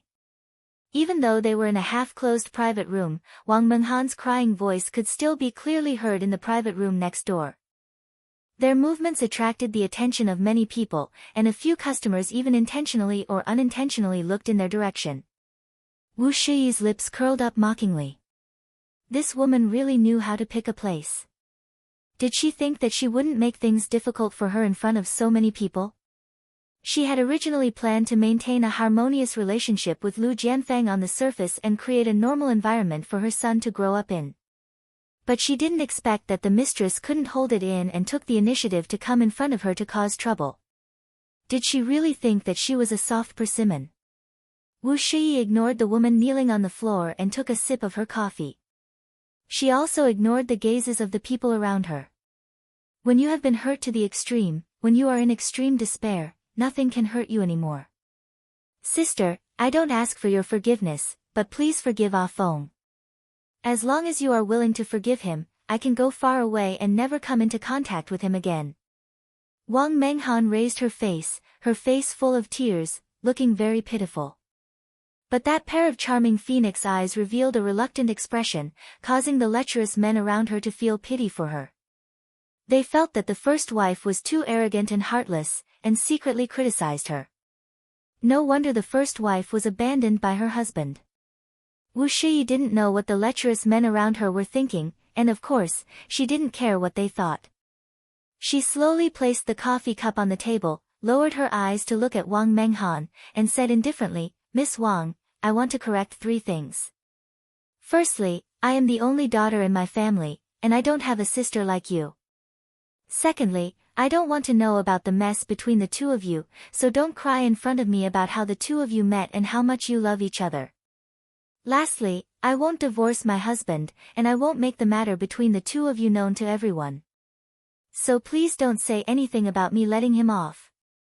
Wang Menghan stopped crying, and she looked at Wu Shiyi in confusion. That dazed look of hers was like a little white rabbit, and she looked especially pitiful. "Sister, oh no, Mrs. Liu, I didn't know. I really didn't know that crying in front of you would cause you trouble. I'm really sorry." It had to be said that Wang Menghan was a woman who knew when to yield and when not to. She calmly stood up from the floor and sat back in her seat, as if the person who was crying on the floor wasn't her. She took out a stack of photos from her handbag and handed it to Wu Shiyi, and said pitifully, "Mrs. Liu, you really won't make things difficult for Afeng? But if you won't make things difficult for him, then why did you mail these photos to me?" Wu Shiyi's eyebrows twitched. She didn't need to look at the photos to know what the content was. She despised them and didn't want to come into contact with those things. But Wang Menghan stuffed one of the photos into her hands and said with tears in her eyes, "Mrs. Liu, did I misunderstand what you wrote on this photo? You really won't make things difficult for Afeng and me?" Wu Shiyi was forced to flip the photo over. On the back of the photo, there was a delicate and strong handwriting. "I know about the matter between the 2 of you. If you really love him, please leave him." This tone really sounded like a letter from a wife to a mistress. Wu Shiyi looked at the delicate handwriting and frowned, but she quickly relaxed. She thought that she had guessed who wrote it. It must be the mysterious person who sent her the message. Her feelings towards the mysterious person were very complicated. She resented the other party for exposing her seemingly harmonious life, but she was also grateful that the other party had saved her from a false love. And now, she was very curious. Who was the other party? What did they want to do? Why did they warn the mistress after warning her? She lowered her eyes and pondered. Wang Menghan's sobbing sounded in her ears again. "Mrs. Liu, whether you did it or not, I am very grateful for your magnanimity. Thank you for your understanding." "Understanding?" Wu Shiyi raised her eyebrows sarcastically. "When did I say that I would forgive you?" Wang Menghan said hesitantly, "But you just said that you wouldn't make things difficult for us." Wu Shiyi said coldly, "I only said that I wouldn't make things difficult for you. I didn't say that I would forgive you. Please don't act on your own.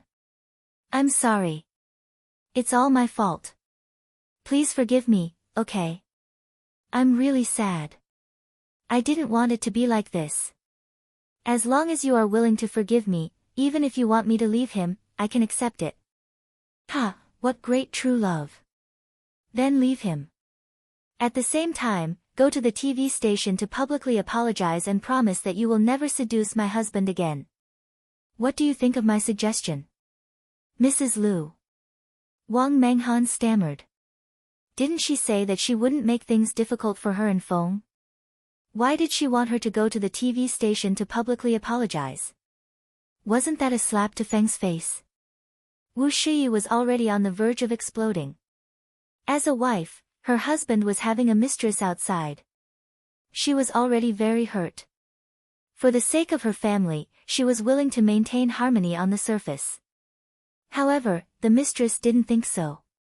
She wanted nothing more than to force her to divorce. She was furious. When she spoke, she could no longer hold back her anger. She stared at Wang Menghan's disgusting face and said sternly, "You specially invited me out and knelt on the ground to beg for my forgiveness. So, it was all talk and no action." Wang Menghan shrunk her neck as if she was frightened by her anger. She appeared weak and pitiful. "No, sister. Listen to me.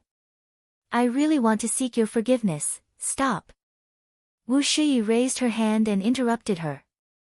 She said coldly, I don't see any regret in your actions at all. Or rather, you just want to cry in front of me, kneel down, and beg for forgiveness so that you can comfort your conscience. Then, you can be with my husband with a clear conscience and no longer have to bear any moral burden? No, it's really not.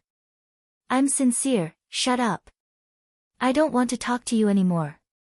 Talking to a shameless woman like you is lowering my status and my style. You can live well with your true love. However, don't expect me to divorce him. I'm his wife. Even if he doesn't love me, he has to give me and my son some dignity. Wu Shiyi stood up and walked out of the cafe. Wang Menghan didn't care about how many people were staring at her in public. She stood up and shouted pitifully, Sister, he doesn't love you at all. What's the point of you tying him up like this? She had been Lu Jianfeng's mistress for 10 years and had given birth to Yingying for him. She had never fought with him or forced him to divorce. However, this didn't mean that she didn't have any selfish motives. On the contrary, she really wanted to become his wife. She really wanted Yingying to call him father and not uncle. However, she was a smart woman. She knew that doing so would arouse Lu Jianfeng's disgust, so she had been very obedient and listened to his arrangements. She was like a beast hibernating in the dark, waiting for the right time to come. This time, when Wu Shiyi sent her the photos, she saw hope. She thought that as long as Wu Shiyi took the initiative to divorce Lu Jianfeng, she would have a chance to become his wife. She had asked Wu Shiyi out because she wanted to use her and Lu Jianfeng's love to defeat her.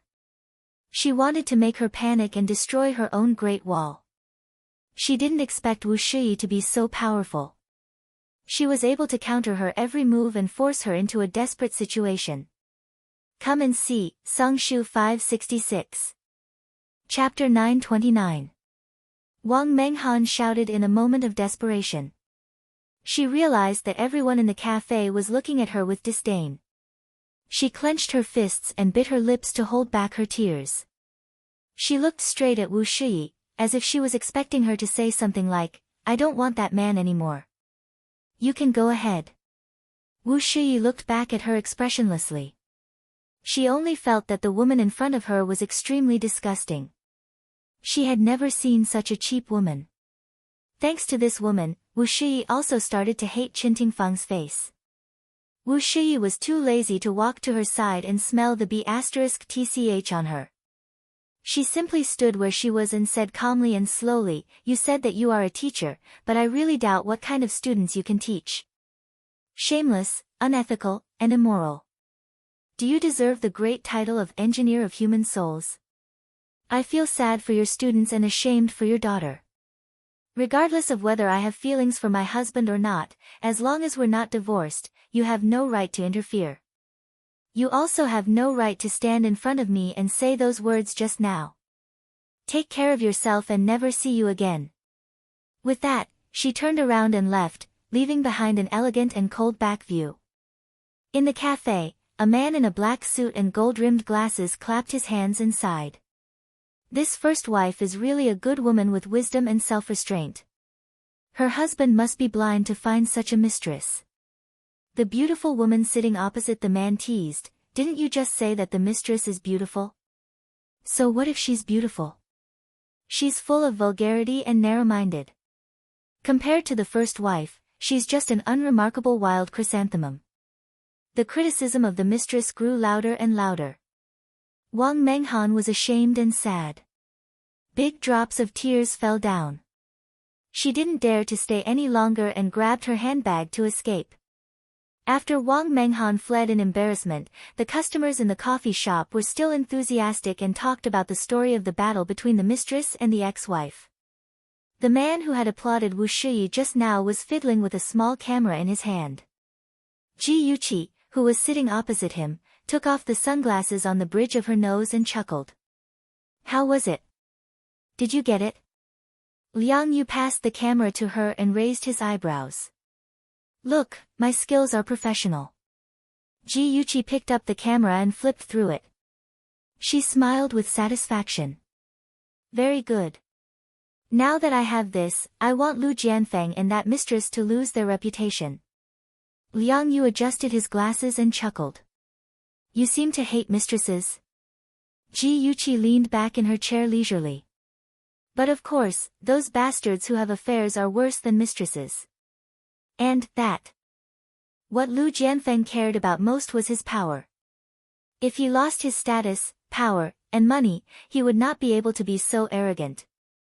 Secondly, the one he truly loved was Qin Tingfang. If his abnormal love was exposed to the public, it would definitely hurt the one he truly loved. It would lead to the disdain of the world, and he might even be betrayed by his friends and family. In the end, as a father, it was impossible for him to maintain his dignity in front of his children. He would let his children see what kind of scum he was.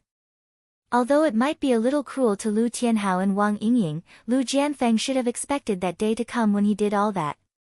An online news article titled, "Mistress Kneels and Cries in a Coffee Shop, Claiming True Love and Begging the First Wife for Her Blessings," quickly became popular and made the headlines of social news. The eyewitness even uploaded a 10-minute-long video. In the video, the mistress was lovely and moving. She knelt in front of the first wife and begged for forgiveness. She kept talking about the love story between her and the first wife's husband. Many female netizens stood up and scolded her, saying that the mistress was not begging for forgiveness at all. She was clearly demonstrating her power. There were also many male netizens who supported the first wife. They said that the first wife was very magnanimous and rational. She was also very well-mannered. She was way better than the mistress. This online news was quite popular. In the end, it made it to the TV news and was shown to the people of Ing City during the prime time. A rather popular program about relationships between men and women also started a heated discussion with this topic. At the scene of the program, the audience actively participated in the interaction and scolded the mistress. Just when the situation was getting out of hand, a guest suddenly said, "I wonder if everyone feels that the mistress looks very familiar." The host was famous for his iron mouth. He said without hesitation, "After hearing what you said, I also realized that the mistress in the news looks very similar to a certain rich man's wife." The guest joked, "I wonder who the cheating husband is. Don't tell me that it involves another rich man's secret." Just when the guests were joking with the host, a call came in. A member of the audience revealed that the mistress in the news was a kindergarten teacher. She was the mistress of a high-ranking official. He also revealed that the high-ranking official had been keeping her as his mistress for 10 years. Hearing this news, the guests at the scene were collectively silent for a few seconds. They started to worry that the high-ranking official had seen through their mouths. They were worried that the high-ranking official would take revenge on them. On the other hand, Lu Jianfeng did watch this episode of the talk show. The worst thing was that he was watching it with his wife and child. His son's body was gradually recovering. The couple took him home and the family finally had a reunion dinner. After the meal, his wife turned on the TV and randomly picked a channel. Unexpectedly, in less than 2 minutes, the program played the video of his wife and Wang Menghan talking at the cafe. Seeing Wang Menghan kneeling and crying in the video and hearing his wife's cold and rational words, Lu Jianfeng was so angry that the veins on his forehead bulged. His fingers were trembling. He grabbed the remote control and quickly changed the channel. In the living room, the atmosphere was strange. No one spoke. Only the female lead of the bitter drama on the TV was crying and yelling, "I gave birth to your children. I gave up my career for you. I gave up my youth for you. Why did you do something that betrayed me? Look, there were so many betrayed loves in this world. There were so many hurt wives. How ironic." Wu Shiyi admired herself. In this situation, she could not help but laugh. However, in the end, her face was covered with tears. Only bitterness flowed into the corner of her mouth. Lu Tianhao felt as if he had been struck by lightning. He was dumbfounded and his mind went blank. After a long while, he turned his head stiffly and looked at his father and then at his mother. He said dryly, "Mom, the woman in the video looks a lot like you." At this point, there was no need to pretend anymore. Wu Shiyi smiled with tears and rubbed his head. "Silly son, the woman in the video is your mom." Lu Tianhao suddenly became agitated.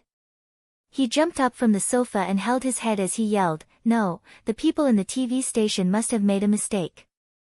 Mom, you must have made a mistake too. I don't believe it's true." After saying that, he quickly turned around and ran toward the door. Wu Shiyi was the first to react. She quickly chased after him and called her son's name, trying to stop him. Lu Jianfeng was stunned for a moment and quickly chased after him. Lu Tianhao's mind was in a mess. He tried to convince himself that the video on the TV was not real. His father, the father he respected since he was young, had never cheated on his mother. There was no mistress who made trouble for his mother. However, in front of him, there was a woman's face that looked very similar to his aunt. That woman was crying and begging for his mother's forgiveness. He felt that his world had collapsed. His father, who had taught him to keep himself clean and to distinguish right from wrong, had an affair. Moreover, that mistress had the face of his aunt. Could it be that his father and his aunt?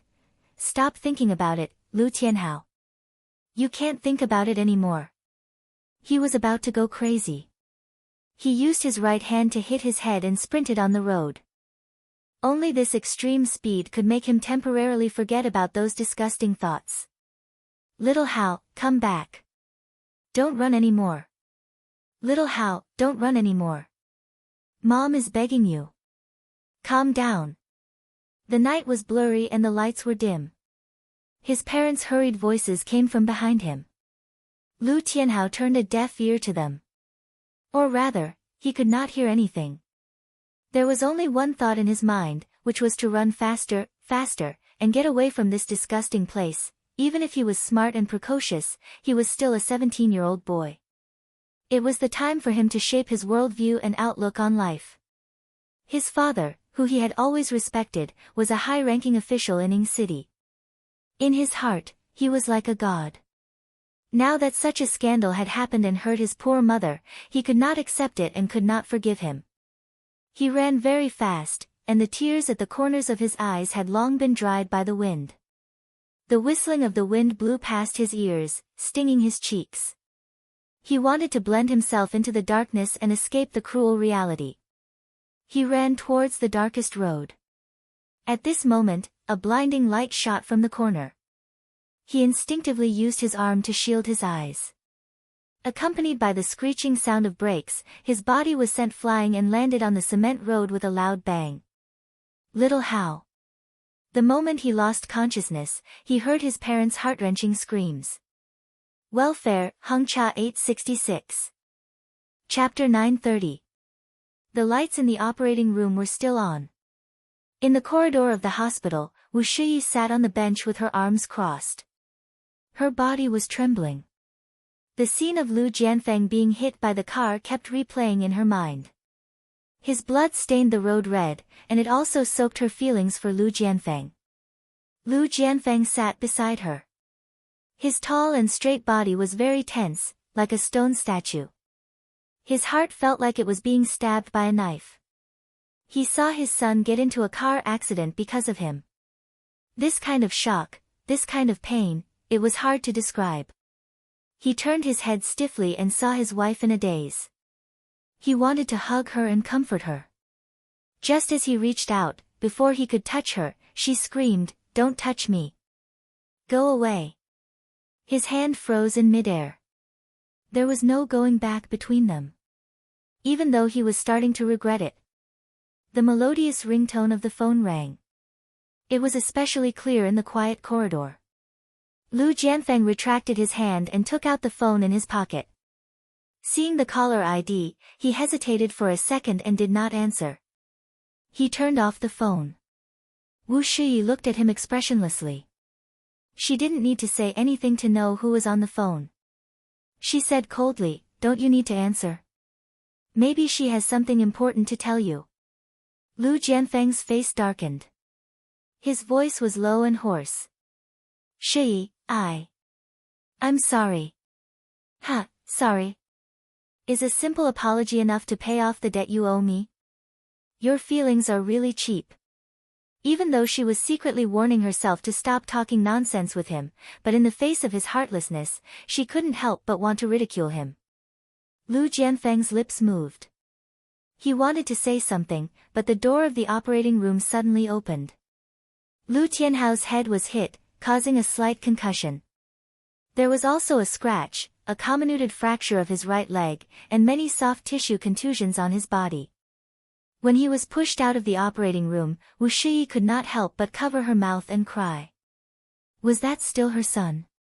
He was wrapped in gauze and half of his hair was shaved off. Her poor son suffered so much pain at such a young age. And all of this was caused by Lu Jianfeng.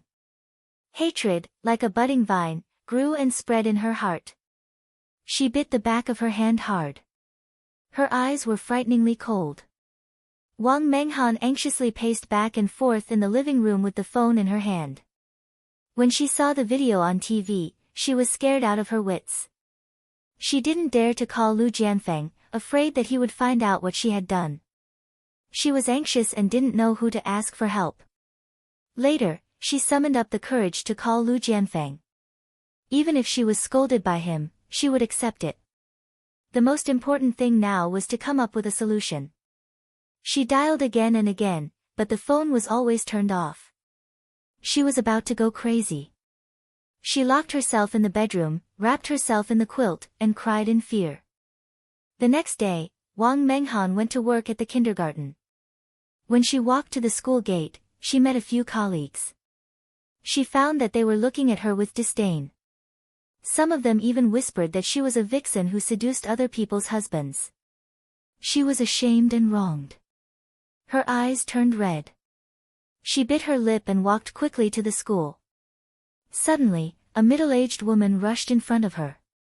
She grabbed her hair and slapped her while shouting, "You vixen, how dare you seduce my husband? I'll tear your face apart. Let's see how you seduce other men." This was the school gate.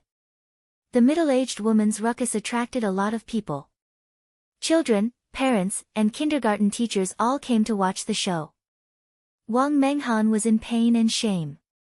She struggled and explained, "I didn't. You've got the wrong person. Where did this middle-aged woman come from?" She had never seen her before. Could it be that Wu Shiyi found her? Wang Menghan guessed right. This shrewish middle-aged woman was found by Wu Shiyi. Wu Shiyi wore sunglasses and sat in her car, coldly looking at Wang Menghan, who was being beaten and scolded by the middle-aged woman. She originally didn't want to touch Wang Menghan, but after her son got into a car accident because of her and Lu Jianfeng's scandal, her heart was filled with hatred. "I'll beat you to death, you vixen. I'll let you seduce other people's husbands. I've seen a lot of sluts like you. Isn't it just because my husband is rich and powerful? In ancient times, you're just a concubine in my family. You're just a plaything for men to enjoy. If I want to hit you, I'll hit you. If I want to scold you, I'll scold you. If I'm unhappy, I'll sell you to a brothel and let you be ridden by thousands of people. Let's see what you're so proud of, you little bitch." The middle-aged woman's fighting strength was very strong. She grabbed Wang Menghan and beat and scolded her, completely ruining her inside and face. Wang Menghan was a delicate and weak little white flower. How could she be a match for a woman? After being slapped a few times, her entire face swelled up like a steamed bun.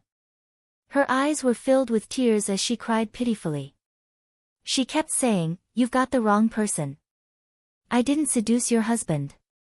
Unfortunately, the surrounding people were mostly women.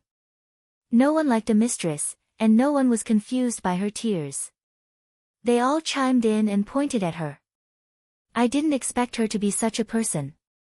She looks pure and kind on the surface, but she's actually a little slut. She's seducing one man after another.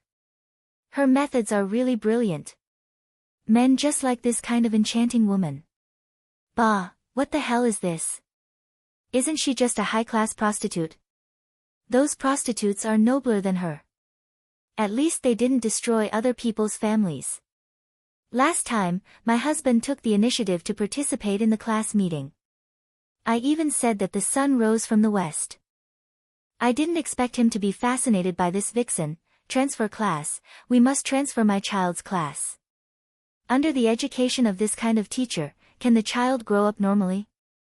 This kind of bad woman doesn't deserve to be a teacher at all. Those who agree, come with me to the principal's office and ask to transfer your child's class. The scene became more and more lively. Some people who were watching the show couldn't help but take out worthless things from their bags and throw them at Wang Menghan. What are you doing? What are you doing? Hurry up and let go. If you hit her again, we'll call the police. Several security guards hurried over and coaxed the people who were watching the show away. They also separated the middle-aged woman and Wang Menghan. The middle-aged woman left a few harsh words and cursed as she walked away. Wang Menghan was incomparably embarrassed. Her hair was messy, her cheeks were swollen, and her clothes were torn. She was like a beggar who had climbed out of a pile of beggars. Faced with the contemptuous eyes and sarcastic words of the people around her, she could no longer hold on. She covered her cheeks and cried as she ran out of the school. She didn't care about any work anymore. She just wanted to hide in a corner where there was no one around and no longer suffer the ridicule and cold eyes of the world. She ran to the car that Lu Jianfeng had bought for her and found that the car's windows were broken and the tires were punctured. She had no choice but to cover her face and take a taxi. She was so embarrassed that even 2 taxi drivers refused to take her. When she finally found a taxi, she shrank into the back seat and cried until she was out of breath. Her phone suddenly rang. She thought that it was Lu Jianfeng calling, so she quickly took out her phone. However, she found that it was an unfamiliar number. Hello, is this Wang Yingying's mother? Yingying got into a fight with a classmate. Please come to the school. Wang Menghan was anxious and asked in a hoarse voice, why would Yingying get into a fight with someone? She has always been very obedient. Are the children hurt? The person on the other end of the phone hesitated for a moment and said, the 2 children have some scratches. It's not convenient to say some things over the phone. You'd better come to the school. Wang Menghan was anxious and couldn't be bothered to cry anymore. After returning home, she hurriedly washed up and put on a mask and sunglasses before going out to the primary school that Wang Yingying attended. In the form teacher's office, Wang Menghan saw her daughter, the boy who fought with her daughter, Xiao Nan, and Xiao Nan's mother. The 2 children sat silently in a chair while the form teacher talked to Xiao Nan's mother. When the woman saw Wang Yingying appear, she immediately stood up and shouted in dissatisfaction, "You're Wang Yingying's mother? How did you educate your child? Look at how your daughter has beaten my son." Xiao Nan's lips were scratched and his cheeks were scratched by her nails. Wang Yingying's injuries were worse than his. Her forehead was cut and bandaged, making her look extremely pitiful. Wang Menghan's heart ached. She bent down and looked at her daughter's face. She said sternly, "Yingying, tell mommy, why did you fight with your classmate?" Tears welled up in Wang Yingying's eyes as she said tearfully, "Xiao Nan scolded me first. He said that I was the daughter of a vixen and that I was an illegitimate child. Mommy, I'm not an illegitimate child. I have an uncle." Wang Menghan's heart felt like it was being stabbed by a knife. She pulled her daughter into her arms and turned to look at the woman. She said angrily, "Did you hear that? It was your son who scolded my daughter first. She's still so young. How could he say such vicious words to hurt her?" The woman stared at Wang Menghan's red and swollen cheeks in disdain and sneered, "Since you've become a whore, don't pretend to be chaste. You're a vixen to begin with. My son didn't say anything wrong." Wang Menghan cried out involuntarily, "But my daughter is innocent. How could you adults educate your child like this? Ha ha ha, you're just a national mistress. How dare you talk to me about education? Don't make me laugh my head off. Your daughter beat my son up like this. She has to apologize to Xiao Nan." "Why? It's clearly your son's fault. If there's an apology, he should be the one to do it first. The two women quarreled like crazy. The homeroom teacher was about to be angered to death by them. What kind of quality was this? They were about the same. She slammed the table and said loudly, "This is a school. Please calm down. Don't set a bad example for your child." The two women finally regained their senses under the reprimand of the homeroom teacher. They reluctantly made up. "Mom, why do people say that I'm an illegitimate child? Why do they scold you? Mom, does uncle not want us anymore?" On the way home, her daughter curled up in Wang Menghan's arms and cried softly like a pitiful kitten. She cried until her heart ached. She hugged her daughter tightly and shed tears of regret. "I'm sorry, baby. It's all Mom's fault. All of this is Mom's fault. If she hadn't been greedy and vain back then, if she hadn't been so ambitious and just lived a peaceful life with her daughter, if, however, in this world, there weren't so many ifs. Since she had made a choice, she had to pay the price for her choice. Even if it was a bitter fruit, she had to swallow it." Beauty Novel, Songshu 566. Chapter 931. She carried her daughter back home and found Lu Jianfeng sitting on the sofa waiting for her. She was filled with grievances and sadness. "Ah Feng," before she could finish her words, Lu Jianfeng slapped her face. The loud sound scared Wang Yingying so much that she burst into tears. Lu Jianfeng's face was green as he said sternly, "Don't cry." Wang Yingying was so scared that her body trembled. Her face was pale as she held back her tears. Wang Menghan's heart ached. She bit her lips and said, "Don't scare the child. If you have anything to say, let's talk in the room." Lu Jianfeng grabbed her wrist and dragged her to the master bedroom. He threw her onto the big bed. His whole body was filled with anger. He pointed at her nose and scolded, "Who do you think you are? How dare you make a scene in front of my wife? Wang Menghan, has your brain been eaten by a dog?" "I'm sorry, Ah Feng. I really didn't do it on purpose. I thought that Wu Shiyi would make things difficult for you, so I wanted to plead with her. I didn't expect." Wang Menghan quickly got up and rushed to Lu Jianfeng's side. She hugged him tightly and kept saying, "I really didn't do it on purpose. Ah Feng, don't be angry. Don't be angry." Her face was full of scars and she didn't look beautiful at all. Now that she was showing a pitiful expression, it was even more terrifying. Lu Jianfeng's little bit of pity turned to ashes. He kicked her away and said angrily, "Get lost. This time, I'm in big trouble because of you. Hurry up and pack your things and go back to Hanqing City." She couldn't stay in Ying City any longer.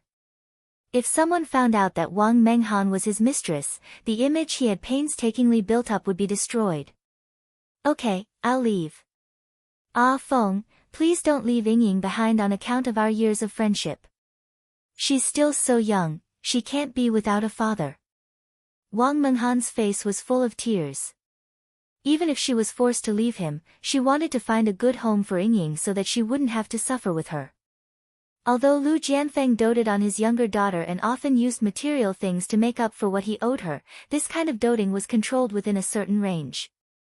Once it crossed his bottom line, he would turn hostile. In his eyes, his power and status, as well as his public image, was something that Wang Menghan and her daughter could never hope to achieve. He was silent for a moment before he said in a deep voice, "Yingying will still be raised by you. I will give you a sum of money, enough for you to live a prosperous life." Wang Menghan couldn't believe what she had just heard. She cried and begged him, begging him to take care of her daughter, but Lu Jianfeng had already made up his mind. She pestered him even more, and he frowned impatiently. "No matter what you say, it's useless. Hurry up and pack your luggage. Go back to Hanqing today and never come back." Wang Menghan cried for a while, knowing that he would not change his mind. She could only endure the heartache and hurriedly pack her luggage. In less than an hour, she packed up her valuables, took her daughter's little hand, and walked out of the door. This apartment was bought under her name when Lu Jianfeng first started working in Ying City. She thought that she could stay here with her daughter forever. Who would have thought that she would be forced to leave after a few months? She held her daughter's hand and reluctantly looked at her one last time before she followed Lu Jianfeng into the elevator. The three of them had just walked downstairs when a group of reporters rushed up and snapped their cameras. The dazzling flashes made Wang Menghan unable to open her eyes. Her first reaction was to hug her daughter and hide her daughter's face in her arms. On the other hand, Lu Jianfeng's first reaction was to let go of Wang Menghan's arm and put some distance between them. Mayor Lu, what's your relationship with Miss? Mayor Lu, someone on the internet said that you took care of Miss Wang Menghan. Is it true? The reporters asked questions all at once. Their doubts were like a fierce tide that rushed towards Lu Jianfeng and Wang Menghan. They were surrounded by the reporters and could not escape. In the end, the security guards of the neighborhood came and coaxed the reporters away. Only then did the three of them escape. Before Lu Jianfeng could do anything, the news of him keeping a mistress spread like wildfire. It occupied the headlines of the radio stations and newspapers. When the news got deeper and deeper, everyone found that Wang Menghan looked very similar to Chen Tingfang. What did this mean? Suddenly, the kept woman incident was upgraded to a taboo love affair. Lu Jianfeng became the target of public criticism. The fair, upright, and sincere image that he used to package was all destroyed. Thousands of people spat at him and called him a beast in human clothing. Wang Menghan was also dragged out and scolded. Even Chen Tingfang was implicated. Occasionally, when she went out and was recognized, she would be pointed at and ridiculed. The Lu family had a certain foundation in Hancheng. It was not easy for them to cultivate a mayor. They wanted to use him to rise up the ranks. They did not expect Lu Jianfeng to do such a shameful thing. When the head of the Lu family, great-grandfather Lu, heard the news, he was anxious and angry. He stomped on the floor with his walking stick, almost poking a hole in the floor. After his anger subsided, great-grandfather Lu went around to pull strings to protect Lu Jianfeng. Unexpectedly, someone anonymously mailed a report to the relevant department. It was full of evidence that Lu Jianfeng had done a lot of illegal things. Which official could be innocent? They had more or less made some mistakes. However, some could be forgiven, and some could not. Originally, Lu Jianfeng keeping a mistress was not a big deal. At most, he would be dismissed and could return to the political stage after a few years. However, he provoked Ji Yuqi. Ji Yuqi relied on Liang Yu, a super detective, to investigate many secrets. For example, Lu Jianfeng once opened the back door and stuffed the son of his old friend into the civil service. Another example was that he was old classmates with a construction company, and naturally, he handed over several big projects to his old classmate, even if he did things according to the proper procedures, as long as the other party had a personal relationship with him, bribery, malpractice, and other illegal things could be put on his head.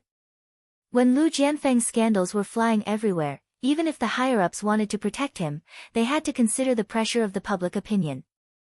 After that, the relevant department filed a case to investigate Lu Jianfeng's serious violations of the law. After investigation, Lu Jianfeng used the convenience of his position to seek benefits for others, accepted bribes, kept a mistress, and lived a corrupt lifestyle. This constituted a serious violation of the law. The relevant department decided to expel him from the party, remove him from public office, and confiscate his property. After Lu Jianfeng fell from the horse, Wu Shiyi immediately packed her luggage and moved to her rented house.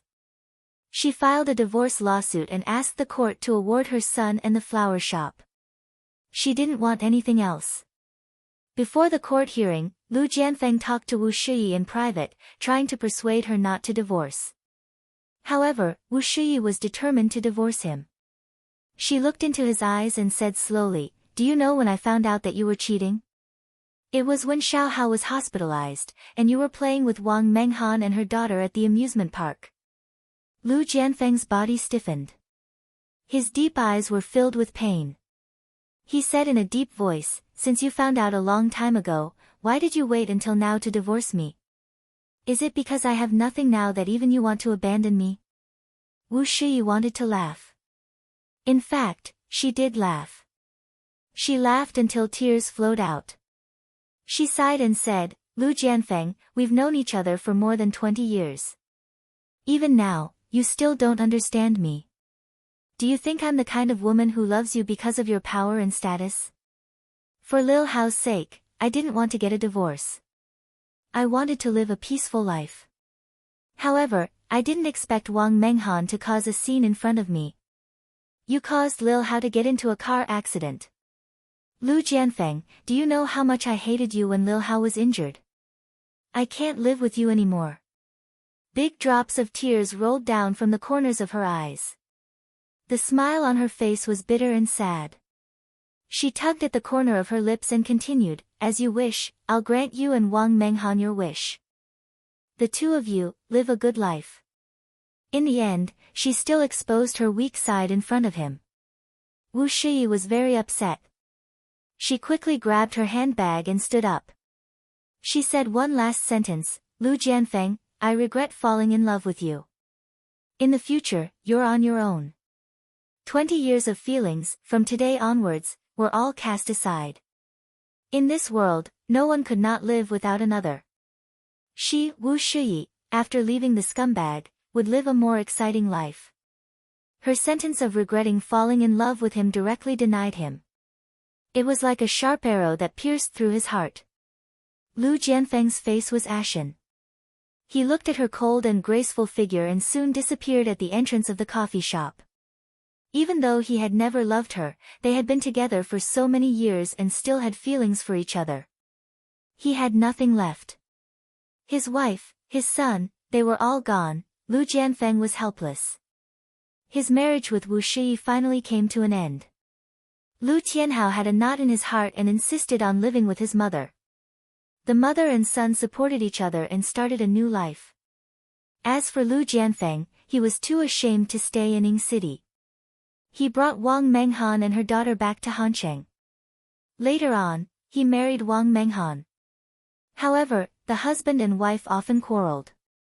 Wang Menghan could not stand him treating her as Chen Tingfang's substitute and he blamed Wang Menghan for causing him to lose everything.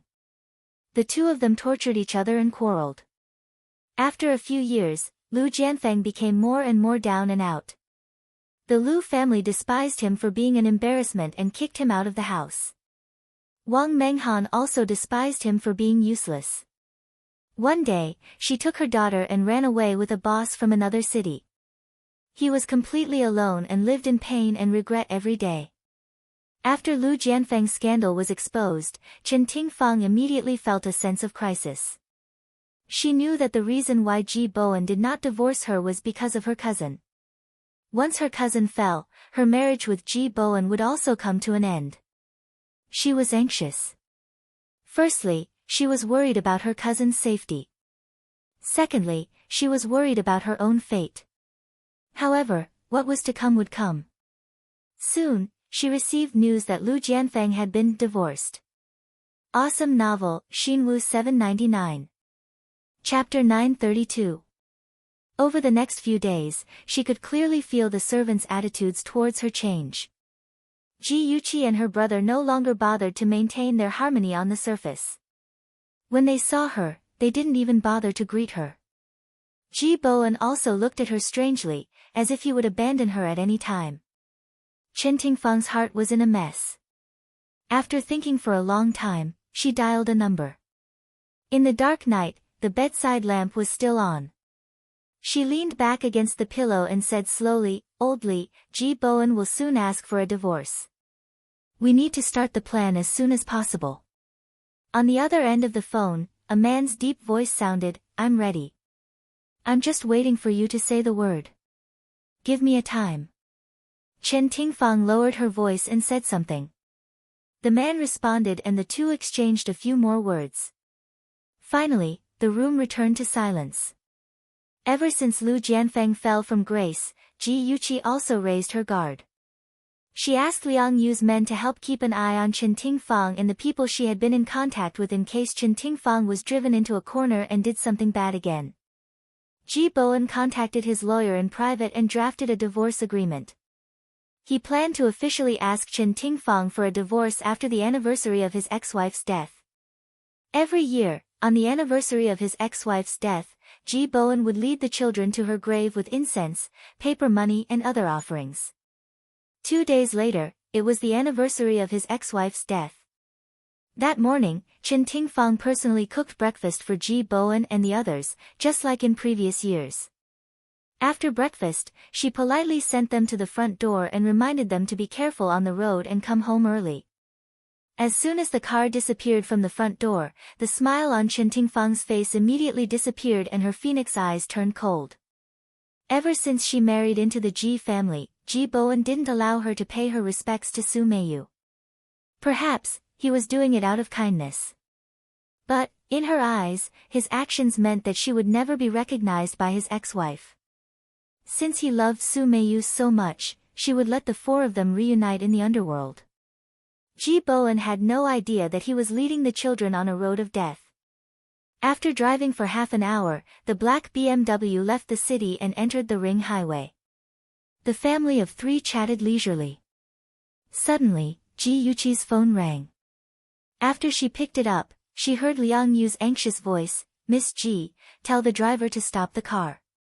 Your car is leaking oil." Oil leaking? Ji Yuqi's heart tightened, and she cried out anxiously, "Uncle Wang, stop the car." As soon as she finished speaking, a small truck drove towards them.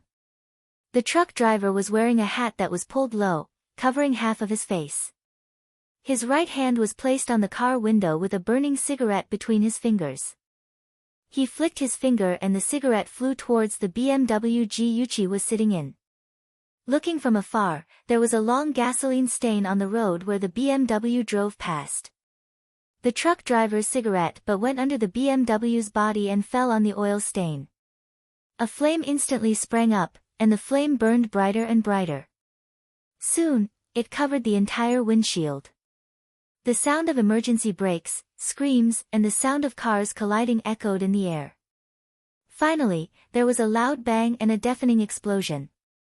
The BMW was engulfed in flames. Our station's latest news is that there was a car accident on the ring highway. A black BMW crashed into the roadside railing and exploded. The passengers in the car died on the spot. The identity of the car owner and the cause of the accident are still under investigation. When Chen Tingfang saw the news on TV, she was so excited that she almost went crazy. Ji Bowen's family of three was finally dead. Now, the entire Ji family was hers. She tried her best to suppress the excitement in her heart and quickly ran back to her bedroom. She dialed the man's number and her voice trembled with excitement. "Old Li, did you see the news? Ji Bowen is finally dead. Ji Group is ours." The man laughed heartily. "Of course I saw it. The person I found is definitely reliable. When the news of Ji Bowen's death spreads, we'll immediately." In the empty room, the two of them colluded with each other and excitedly plotted how to take over Ji Group. That afternoon, the radio station released the latest news saying that the identity of the car owner had been confirmed. The car owner was the president of Ji Group, Ji Bowen. He had died on the spot due to an oil leak in his car. Once the news spread, the entire Ji Group was in an uproar. The few people who had a good relationship with Ji Bowen were very sad about his death. Most people were anxious and wanted to appoint a new president as soon as possible to prevent Ji Group's share price from being affected. The board of directors held an emergency meeting. One of the directors, Li Zhengsheng, suggested that the president should be decided by the number of shares. As soon as he proposed this decision, it immediately attracted opposition. The president is the executor of a company. It must be a person with outstanding ability. If the president is decided by the number of shares, it's too hasty. A director who had a good relationship with Ji Bowen said, "That's right, I don't agree either. The president should be decided by ability." Another director said, "After Bowen's death, his shares will be inherited by his children. I think that his daughter, Yuqi, is very capable and can take on this great responsibility." Li Zhengsheng's eyes moved slightly. He looked up at the person who spoke and said with a pained expression, "Director's son, don't you know? Yuchi and Ahan were both in the BMW. They were also killed. What? How could this be? Director Sun was shocked. He had heard about Ji Bowen's death from the news. The news only said that the passengers in the car had died on the spot and did not say how many there were. He thought that Yuchi and Ahan were not in the car. He did not expect that the two of them were also. Director Sun was heartbroken. He pounded his fist on the table bitterly. The atmosphere in the meeting room instantly froze. Some people wiped their tears with red eyes, some were silent, and some were expressionless. No one knew what they were thinking. Li Zhengxing cleared his throat and said slowly, I, like everyone, feel very sad and regretful about what happened to Bowen and the two children. However, the G group can't go a day without a leader. We need a leader. I wonder if everyone has any thoughts on the candidate for the CEO? The man sitting opposite Li Zhengxing was already bald. He had a chubby figure and when he smiled, he looked like a Maitreya Buddha. He said gently, I propose that Director Li be the CEO. Director Li has been the Vice President of Administration for a long time, and we have all seen his ability. I think that in this time of crisis, only he can lead the G Group to new heights. Agree with my proposal? Please raise your hands. After he finished speaking, no one raised their hands. After a few seconds, 2 people finally raised their hands. After that, people continued to raise their hands. In the end, there were exactly half of them. If more than half of the people voted, then the proposal would be passed. The chubby director who had spoken earlier wanted to say a few more words to encourage everyone to support Li Zhengxing, but Director Sun spoke first. Before I see the bones of Bowen and the 2 children, I will not agree to anyone being the CEO. After saying this, he slammed his palm on the table and stared at Li Zhengxing with his sharp eyes. He said sternly, everyone, how many of you have followed Bowen to conquer the world and come to where you are today? At this moment when his life and death are unknown, all you think about is how to seize power. Do you still have a conscience? Li Zhengxing's expression darkened and he said coldly, Director Sun, please watch your words. We are all thinking for the G Group. We don't have any bad intentions. Besides, the media has already made it very clear that CEO G is dead. Why can't you accept reality? Just as the 2 of them were in a stalemate, the door of the meeting room was pushed open. Chen Tingfang was wearing a black dress and black high heels. She walked in gracefully and said with a sad expression, everyone, my husband has passed away. He left a will. Now, Lawyer Zhang will announce the contents of the will to everyone. Behind her was a man in a black suit with a briefcase in his hand. It was the Ji family's lawyer, Zhang Jijie. Zhang Jijie took out a sealed will from his briefcase and announced in front of everyone, Mr. Ji has divided the assets into 3 parts. The first part is 5% of Ji Group's shares and the Ji family's villa, which will be inherited by Madam Chen Tingfang. The second part is 10% of Ji Group's shares and the Su family's old mansion, which will be inherited by Ji Yuqi. The third part is 10% of Ji Group's shares and all the Ji family's cash, savings, and various funds, which will be inherited by Ji Yunhan. After the announcement, he glanced at everyone and said slowly, since Ji Yuqi and Ji Yunhan both died in the car accident, their assets will be inherited by Madam Chen Tingfang. In other words, Chen Tingfang alone received all the Ji family's assets. Everyone looked at each other and exchanged glances. If the CEO's position was determined by the number of shares, then Chen Tingfang would be the biggest winner. Director Sun's face darkened. He stood up suddenly and said, I still say the same thing. Before I see the bodies of Bowen and the 2 children, I won't acknowledge anyone. Chen Tingfang's nails dug into her palms. She had gone to the traffic control team to identify the bodies, but they said that after the car explosion, the bodies were seriously damaged and they had to deal with it to prevent the families from being unable to bear it. In other words, she had not seen the bodies of Ji Bowen and the other 2 until now.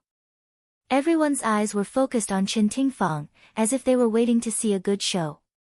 Chen Tingfang's eyes were calm. She took out a document from her handbag and said slowly, "This is the death certificate issued by the hospital. If Director Sun has any questions, you can ask the hospital directly." Director Sun snatched the death certificate from her hand. It clearly stated that Ji Bowen and Ji Yuqi had lost their lives after being sent to the hospital. He held the death certificate tightly and squeezed out a few words from between his teeth. "Even so, don't even think about taking away the Ji group. This is Bowen's life's work. I won't allow it to fall into your hands." Chen Tingfang sneered. "Is that so? I have Bowen's will now. I have the right to inherit 30% of G Group's shares. According to the rules, I have the right to control this company. What are you going to use to stop me? It's only 30%, and you're so arrogant. As expected of a woman with long hair and short knowledge. What ability do you have to control the overall situation? If the G Group is handed over to you, it will only be destroyed in your hands. Come and see, Xinwu 799. Chapter 933. Chen Tingfang's face darkened.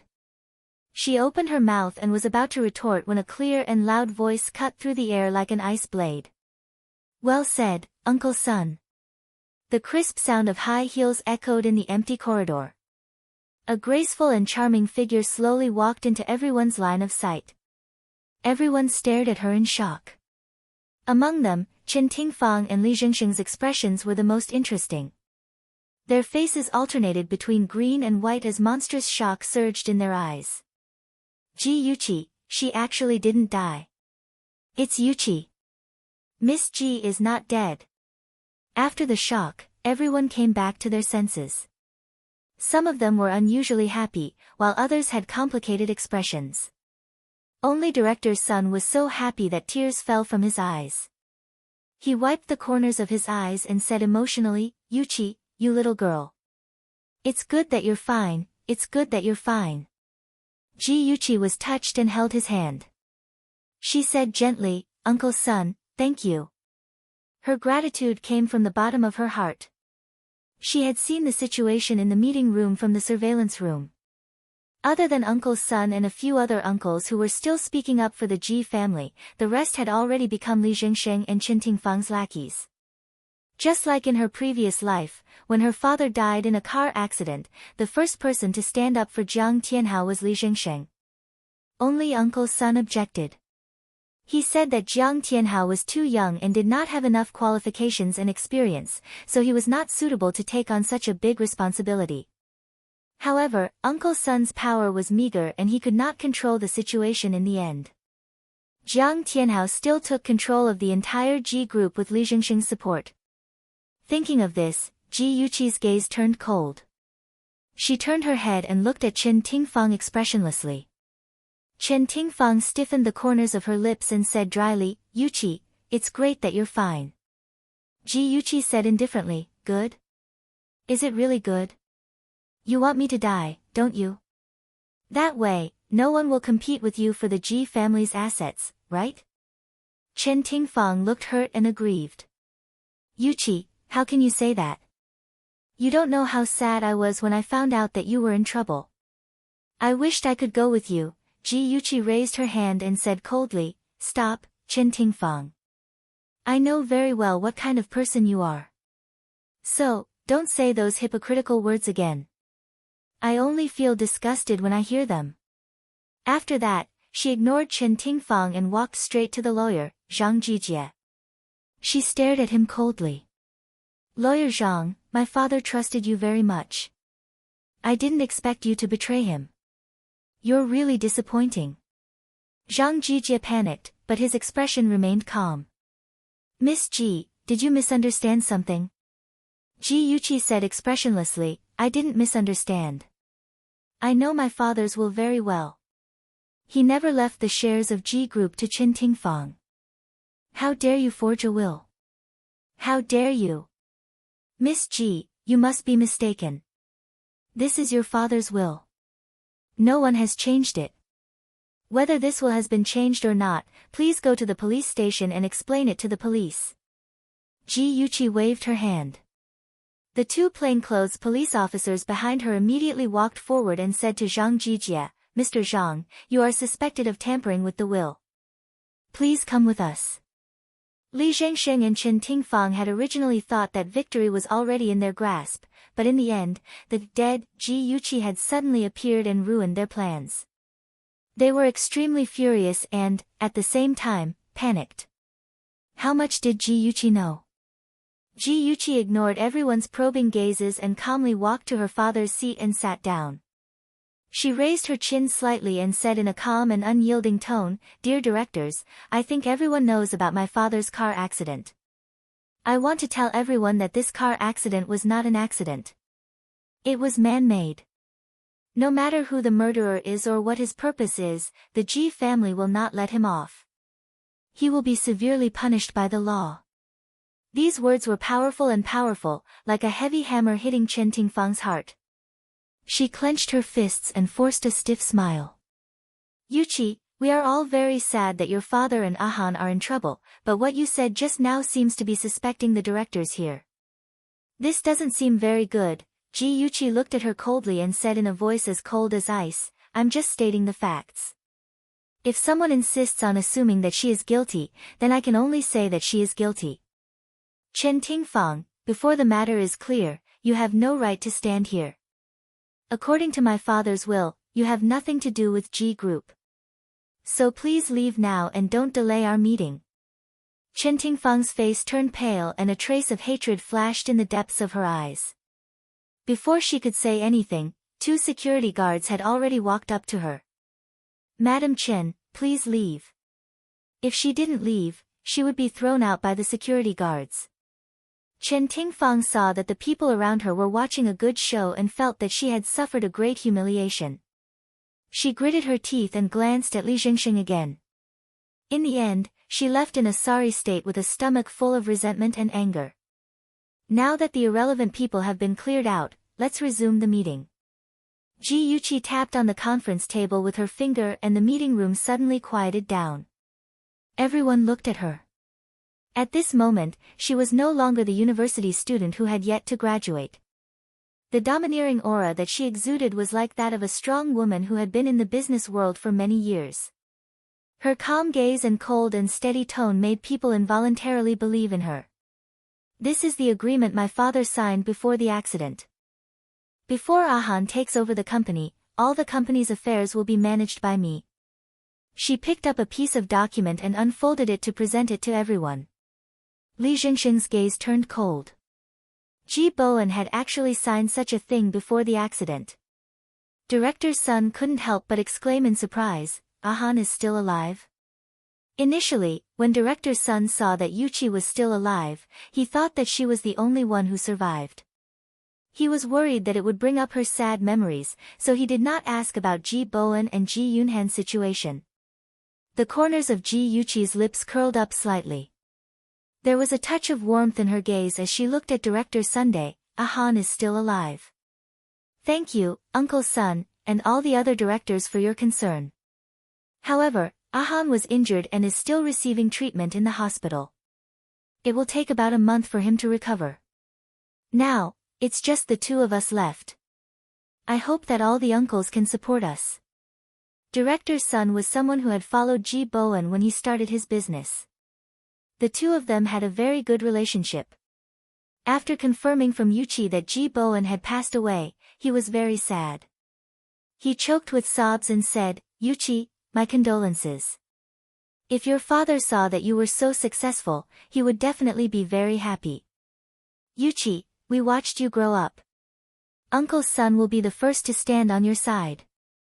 Ji Yuqi's eyes reddened as she nodded and said, Thank you, Uncle Sun. With the first, there was a second, and a third. Seeing that nearly half of the people were standing on Ji Yuqi's side, Li Zhengsheng was anxious.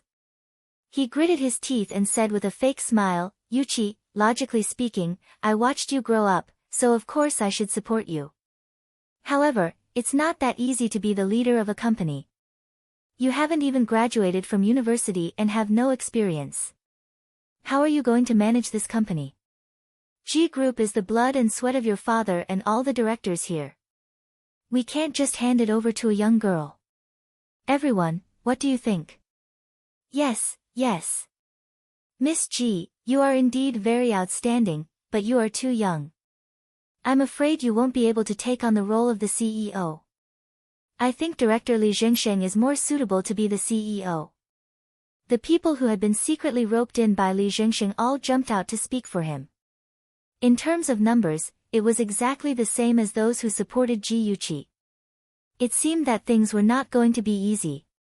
He had to use his trump card. Li Zhengsheng narrowed his eyes. A trace of sternness flashed across his eyes.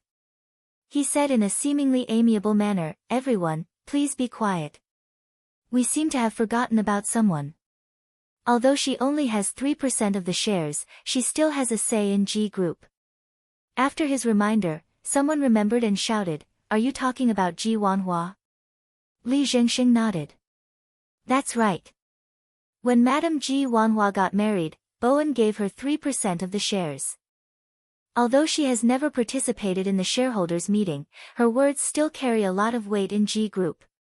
Ji Wanhua was the adopted daughter of Ji Bowen's second uncle. After marrying to America, she rarely returned to the country, let alone participated in the company's shareholders' meeting. She rarely cared about the company's matters and was only responsible for collecting dividends. After she divorced her Taiwanese husband last year, she returned to China, saying that she wanted to spend some time with the mountains and rivers. She traveled around for a few months and still hadn't returned. When she suddenly heard her name, Ji Yuqi was a little stunned. However, she quickly reacted. Sure enough, no matter how she changed her fate in this life, the gears of fate were still moving slowly along the same path as in her previous life. Ji Yuqi smiled and said, "Aunt Wanhua is still playing outside. I'm afraid it's not convenient for her to attend our meeting." Li Zhengsheng said, "She should have heard about such a big thing that happened in G Group. Why don't I get someone to call her and ask for her opinion? Let's postpone today's meeting for 2 days. The company can't be without a leader for a day. Director Li, since you are so close to my aunt, why don't you call her now and ask?" Ji Yuqi's expression was calm, but the words that came out of her mouth felt a little strange, as if she was hinting at something. Li Zhengsheng was already feeling guilty. When he heard this, his expression changed. He nodded and said, "That's good. This matter shouldn't be delayed for too long." Immediately, he said to wait for a moment and walked out of the meeting room to call Ji Wanhua. In less than 2 minutes, he walked in and announced, "Madam Ji wants to have a meeting with us via video call." He turned on the remote control and the video system immediately turned on. The huge display on the wall turned from black to blue. Finally, it switched to the image of a study room. Then, Ji Wanhua appeared on the screen. She was wearing a white silk shirt with the first button unbuttoned, revealing her slender neck and exquisite collarbone. She was like a beauty carved out of white jade, sitting upright on the chair. Her every move was flawless. "Before attending the meeting, I would like to say a few words to Yuqi. I'm very sorry for wasting everyone's time." After she said this apologetically, she turned her gaze to Ji Yuqi. Her eyes were filled with sadness as she said gently, "Yuqi, I just found out about your father's death. I'm very sorry that I couldn't rush to your side when you were at your saddest. No matter what I do or say, you have to believe that I did it for the sake of your father and the G Group." Attention, Songshu 566. Chapter 934. Ji Yuqi wanted to laugh. She was no stranger to these words. She had heard Ji Wanhua say them in her previous life. After Ji Wanhua said those words, she immediately threw Yuqi into hell. She even made it seem like she was putting righteousness before family and was really doing what was best for G Group. What a good tactic. Ji Yuqi gathered her thoughts. Her eyes moved slightly, revealing a slightly moved expression. Her eyes reddened at just the right moment. "Auntie, I know that no matter what you do, you're doing it for my father. If my father knew in the afterlife, he would also be grateful to you." The sadness in Ji Wanhua's eyes deepened. Her lips quivered a few times, and there was a hint of struggle between her brows. In the end, it seemed that reason prevailed. She pursed her lips and looked away from Ji Yuqi. Instead, she looked around at the crowd and said firmly, "Dear directors, I know that the votes for Director Li and Yuqi are the same. No matter which side I support, that side will win. Here, I would like to invite everyone to be witnesses. No matter which side wins, we must establish an agreement. When Ji Yunhan turns 25, Ji Group will be handed over to Ahan." All the directors thought that Ji Wanhua had put in a lot of effort and was indeed thinking for the Ji family. They all nodded in agreement. Ji Yuqi had no objections. Li Zhengsheng also agreed without hesitation. Ji Wanhua nodded in satisfaction. "Now, I can announce my decision. I support Director Li Zhengsheng. Director Li, I hope that when my brother is not around, you can lead Ji Group to greater heights." Everyone was in an uproar. Everyone thought that Ji Wanhua would stand on Ji Yuqi's side. After all, Ji Wanhua was Yuqi's auntie, so it was reasonable for her to support her. Even Ji Yuqi was struck by lightning. She looked at the woman on the screen in shock and asked in disbelief, "Why? Auntie, why don't you support me?" Ji Wanhua's face revealed a pained expression. Her beautiful eyes glistened with tears as she murmured, "Yuqi, Auntie also wants to support you, but, alas, don't ask. Auntie can't tell you the answer." "No, Aunt, you have to tell me the answer." "Why? Why did you do that? Aren't we family? Why do you help outsiders to bully me?" Ji Yuqi broke down and asked her with tears. The pain on Ji Wanhua's face intensified. She shook her head and said, "No, I can't tell you. Yuqi, listen to your aunt. Don't ask why. The truth is that you can't bear it." Ji Yuqi suddenly stood up. She wiped the tears from the corner of her eyes and said loudly, "I must get an answer. Otherwise, I will not agree to let Li Zhengsheng be the CEO. Yuqi, why are you doing this? Auntie, this is my own choice. No matter what the truth is, I will bear it. So, please tell me the reason." At this moment, Ji Yuqi's expression was solemn. Her words were powerful and her entire body exuded a strong aura. Everyone present had an illusion that they were looking at old Ji. It could be said that like father, like daughter. Ji Wanhua shook her head and sighed, "Forget it, forget it. Since you insist on asking, I will tell you this matter. I don't support you because you are not of the Ji family's bloodline." This news was like a bolt from the blue, shocking everyone. Ji Yuqi's body swayed, but she quickly calmed down. Her arms supported herself on the conference table. Her deep eyes surged with complex emotions as she said word by word, "Auntie, you can't joke about this kind of thing." "Silly girl, I'm not joking. What I said is true." This time, before Ji Yuqi could speak, Director Sun could no longer hold back. His face was cold as he said, "You said that Yuqi is not of the Ji family's bloodline. What evidence do you have to prove it?" Ji Wanhua's eyes were filled with compassion. She slowly said, "If not for Yuqi's insistence, I originally wanted to bring this matter to the grave. Yuqi, when your mother married your father, she was already pregnant. She was raped by a thief. At that time, our relationship was very good. She begged me not to tell your father about this matter. I sympathized with her and could only choose to lie to your father. I never thought of making this matter public, so I didn't prepare any evidence. If you want to believe it, then believe it. If you don't want to believe it, then just treat it as me talking in my sleep." Since she had already said it, how could she treat it as her sleep talk? After a short period of shock, some of the directors' attitudes slowly changed. They no longer strongly opposed Li Zhengsheng and had tacitly agreed to let him be the CEO. There were also some people who began to speculate about Ji Yuqi. They wondered if she knew about her background and suspected that she wanted to fight with Ji Yunhan for the Ji family's inheritance. Ji Yuqi's hands were tightly pressed on the conference table. Her knuckles were slightly white. Her deep eyes became colder and colder, like a sharp sword stabbing at Ji Wanhua. Her cold voice was like an icicle.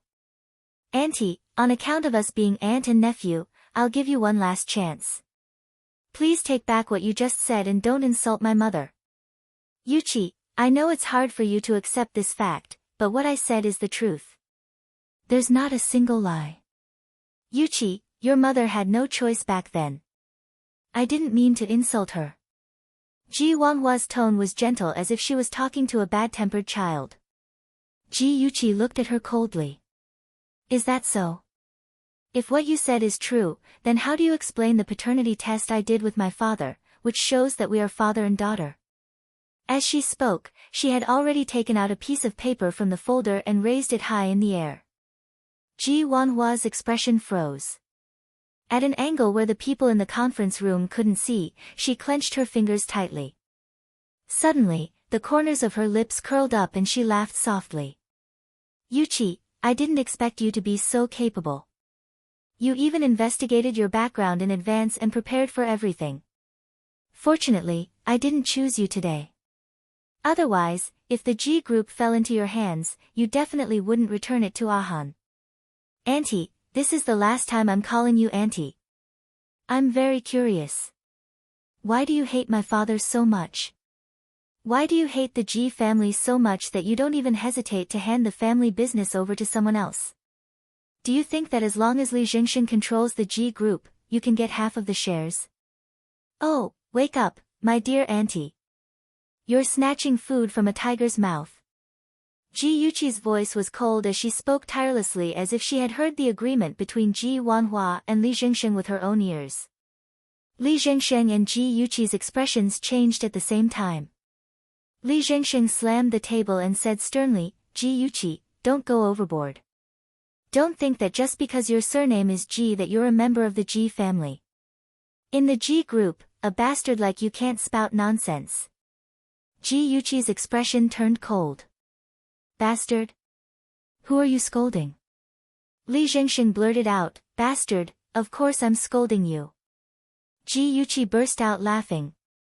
Ah, Director Li, why are you being so formal? We all know that. You don't have to rush to admit that you're a bastard, really. Li Jingxin realized that he had fallen into her trap and his face turned red with anger. He said angrily, Ji Yuchi, you're not a member of the Ji family. You don't have the right to inherit Ji Bowen's shares, and you don't have the right to stand here. Security, hurry up and throw her out. I think the person who should be thrown out is you. The smile on Ji Yuchi's face had long disappeared and was now covered with frost. She stared at Li Jingxin with cold eyes and said sternly, You colluded with Chen Tingfang and Ji Wanhua to try and take over my Ji group, and you still have the cheek to yell at me. You're really shameless to the extreme. On the other end of the screen, Ji Wanhua witnessed Ji Yuchi's outburst and retorted indignantly, Yuchi, I supported Li Jingxin for the sake of the big picture. Don't maliciously slander me just because I exposed your background and ambitions. Wanhua, you've really disappointed me. Just as the atmosphere was about to freeze, the heavy wooden door of the conference room was pushed open again and a wheelchair was slowly pushed in. The person who spoke in the wheelchair stunned the directors present. Ji Bowen. It was actually Ji Bowen who had come back from the dead. Li Jingxin was shocked and Ji Bowen's face instantly turned pale. The directors present couldn't believe their eyes. Director Sun thought his eyes were playing tricks on him and rubbed them hard. When he saw the familiar figure of Ji Bowen, he was so emotional that tears fell. Ji Yuchi took over the job of the caregiver and pushed her father to the front of the conference table. Ji Bowen looked around and said sorrowfully, Everyone, I didn't die in this car accident. Both my legs were injured and I can't return to work for a while. I didn't expect that after this incident, I would discover so many people who were disloyal to me. Perhaps this is a blessing in disguise. Li Jingxin, Chen Tingfang, and Ji Wanhua had ulterior motives. They wanted to seize control of the Ji group during this period of my accident. I saw it clearly and I feel very sad. Among these people, there are old friends who have worked with me for many years and my family. The pain of being betrayed by friends and family is more painful than losing the company. At the end of his speech, Ji Bowen's eyes reddened. He took a deep breath and looked at Ji Wanhua with regret. Wanhua, I think I've treated you well all these years. Why did you collude with Li Jingxing to ruin Yuqi's reputation and steal the Ji family's assets? Ji Wanhua's eyes hid a trace of hatred. Her beautiful face was tinged with sadness. She said sadly, Big brother, how can you accuse me like this? I'm just telling you what I know. I don't think I did anything wrong. Things have come to this and you still refuse to admit it. Good, very good. Our Ji family has raised an ingrate. Ji Bowen was heartbroken and angry. He said sternly, Ji Wanhua, I'll give you one last chance. If you admit your mistakes and clarify your lies, I can pretend that nothing happened. Otherwise, do you want Qin Xian to suffer for having a mother like you? Ji Wanhua's nails dug into her palms. She couldn't admit that she had ulterior motives in front of so many people. She didn't believe that Ji Bowen had evidence to prove what she had done. She lifted her chin slightly and said with a proud expression, Big brother, if you insist on misunderstanding me, I can't do anything about it. Ji Bowen nodded. Good, very good.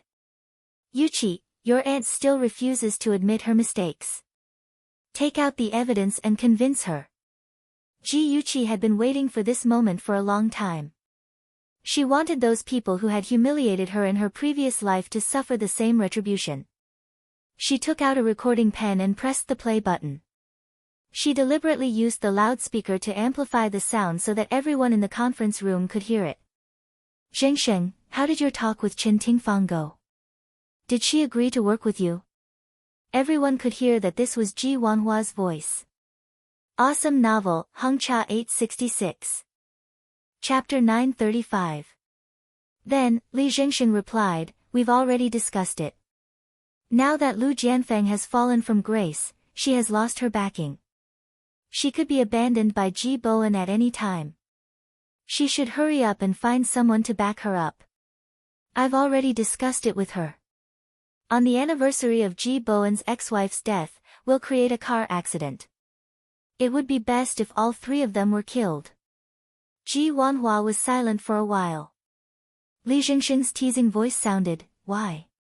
You can't bear to part with them? After a while, Ji Wanhua said, I'm worried that a car accident could easily expose us. If the police were to target us, it would be troublesome. Don't worry, we won't expose ourselves. I've already planned it out. Since you've already arranged it, I'm relieved. By the way, Chen Tingfang is not to be underestimated. We have to guard against her. If she gives us away, we'll be in trouble. I've already prepared for this. I have something on her, so she has no choice but to listen to me, Gigai. Something on her? What do you mean? Photos of her in bed with other men. Don't be fooled by her usual virtuous appearance. In fact, she's extremely flirtatious. She often fooled around in nightclubs. All right. Stop nagging. Look at your wretched face. After that, the two flirted for a while. It was obvious that the two of them were old acquaintances.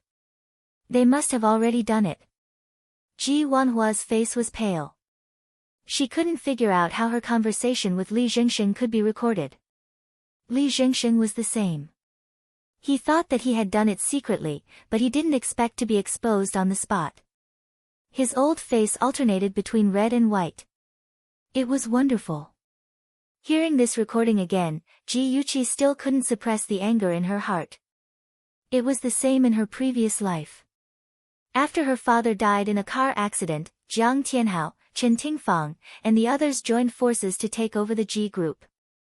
At that time, Uncle's son refused and suggested that Yuqi enter the company to learn how to inherit the Ji group. However, Ji Wanhua dropped a bombshell, saying that Ji Yuqi wasn't Ji Bowen's biological daughter. As a result, Yuqi completely lost everything in the Ji family. All the Ji family's assets fell into the hands of Ji Wanhua, Chen Tingfang, and Jiang Tianhao. At that time, Jiang comforted her, saying that it didn't matter if she was Miss Ji or not, he would still love her. Love her? Ha, he really loved her. In just a short year, when she lost all her value, he didn't hesitate to push her off the cliff. Thinking back to her previous life, and then thinking back to this life, Ji Wanhua and Qin Tingfang had actually caused a car accident in order to seize the inheritance, wanting to kill the 3 members of the Ji family. If she hadn't been on guard early on, eavesdropped on Li Jingsheng and Qin Tingfang's phone calls, and had Liang Yu and Zhe secretly follow behind their car and discover that the car was leaking oil in time, they would have been buried in a sea of fire long ago. On the day of the accident, the truck driver threw a cigarette and caused a fire. The driver, Uncle Wang, was the first to bear the brunt of the fire. His clothes were immediately set on fire. He endured the intense pain and quickly pulled over. Because he was too fast, the BMW hit the roadside railing. During the collision, Ji Bowen injured his head and fractured both his legs in order to protect his children. Fortunately, Liang Yu and Zhe arrived in time before the car exploded and rescued the 4 of them. However, Uncle Wang's body was severely burned and he was still in critical condition. After the accident, Ji Yuqi purposely released fake news in order to lure out Qin Tingfang and the other big fish. She said that the Ji family's car had been destroyed and that all of them had died in the explosion, making Qin Tingfang and the others believe that they had died in the explosion. Now that the evidence was irrefutable, it was useless for Ji Wanhua and Li Jingsheng to quibble. Ji Bowen's expression was complicated as he slowly said, "Wanhua, why did you do this? Is money really more important to you than your family?" Ji Wanhua removed all her pretense. Her gaze was ferocious and filled with hatred. "Family? You really have the guts to say that? If you and my foster father hadn't forced me back then, how could I have married that Taiwanese? Do you know how he treated me? He cheated on me every other day and kept a mistress. If it wasn't for Qin Xian, I wouldn't have tolerated it for even a day. I've had enough. I've had enough of those days of being stepped on by men. My pain comes from you and my foster father's stubbornness. Ji Bowen, I want to take everything away from you and hurt the family you love the most. I want you to have a taste of the pain I once suffered." Ji Bowen was stunned. He shook his head and sighed. "Back then, second uncle and I also asked for your opinion. You were the one who said that the man had good qualities and was someone you could entrust your life to. After so many years, you're still like this. You clearly made the choice yourself, but once you made the wrong choice, you pushed all the blame to others. Wanhua, you're no longer a child. Can't you be more mature? I'm not wrong.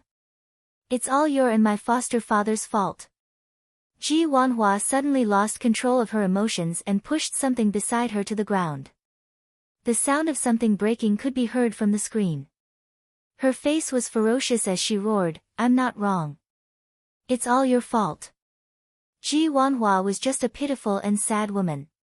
She clearly had the right to control her own fate, but she fell into the delusion of being persecuted. She refused to let go of herself, and in the end, she harmed others and herself. Ji Bowen sighed. "Turn it off. Don't waste your breath on her." The screen on the wall suddenly turned black, and Ji Wanhua's ferocious face disappeared. After the atmosphere in the conference room returned to normal, Ji Bowen announced, "Li Jingsheng is a wolf with wild ambitions. He's suspected of murder and plotting to seize the company's interests. I propose that he be removed from his position as the Vice President of Administration. In addition, during the period when I'm recuperating, Yuqi will take over the position of President." The directors who were persuaded by Li Jingsheng to seize power saw with their own eyes that Li Jingsheng and Ji Wanhua had exposed themselves. Naturally, they wouldn't foolishly kick up a fuss. Gi Gai raised his arm in agreement. After subduing those with ulterior motives, the meeting went smoothly. After it was over, Ji Yuqi pushed her father to the CEO's office to hand over the work. Ji Bowen personally guided her. He was pleasantly surprised to find that his daughter learned very quickly. He couldn't help but feel gratified. "Chi-Chi, I was worried that you wouldn't be able to do these things well due to your lack of experience. I didn't expect you to be so smart and learn it so quickly." Ji Yuqi winked playfully and sweetly said, "Dad, there's actually a secret that I haven't told you." "What secret?" Her face bloomed with a bright smile. That is, I opened my own company. Ji Bowen was shocked. Really? What company? A clothing company. The company's name is Free. Dad, doesn't it sound familiar? Free. Is it the company that set off the city's fashion trend when it was just established? Ji Bowen's voice was slightly hurried. He really didn't expect his daughter to be so capable. Right. In the past, the Ji Group had wanted to acquire Free.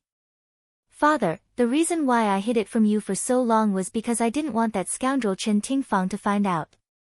You won't blame me, right? Ji Bowen was deeply moved. Chi-Chi, Dad is proud of you. I didn't expect you to grow into such a smart and capable person without me knowing. On the contrary, I was blinded by those people and couldn't see their evil intentions. If you hadn't been prepared, our family would have really been reunited with your mother in heaven. As a father, I'm really incompetent. I didn't protect you well. Ji Yuqi squatted in front of him and smiled warmly. Dad, when Ahan and I were in danger, you didn't care about your own safety and stood in front of us to block the danger for us. In our hearts, you are the best father in the world.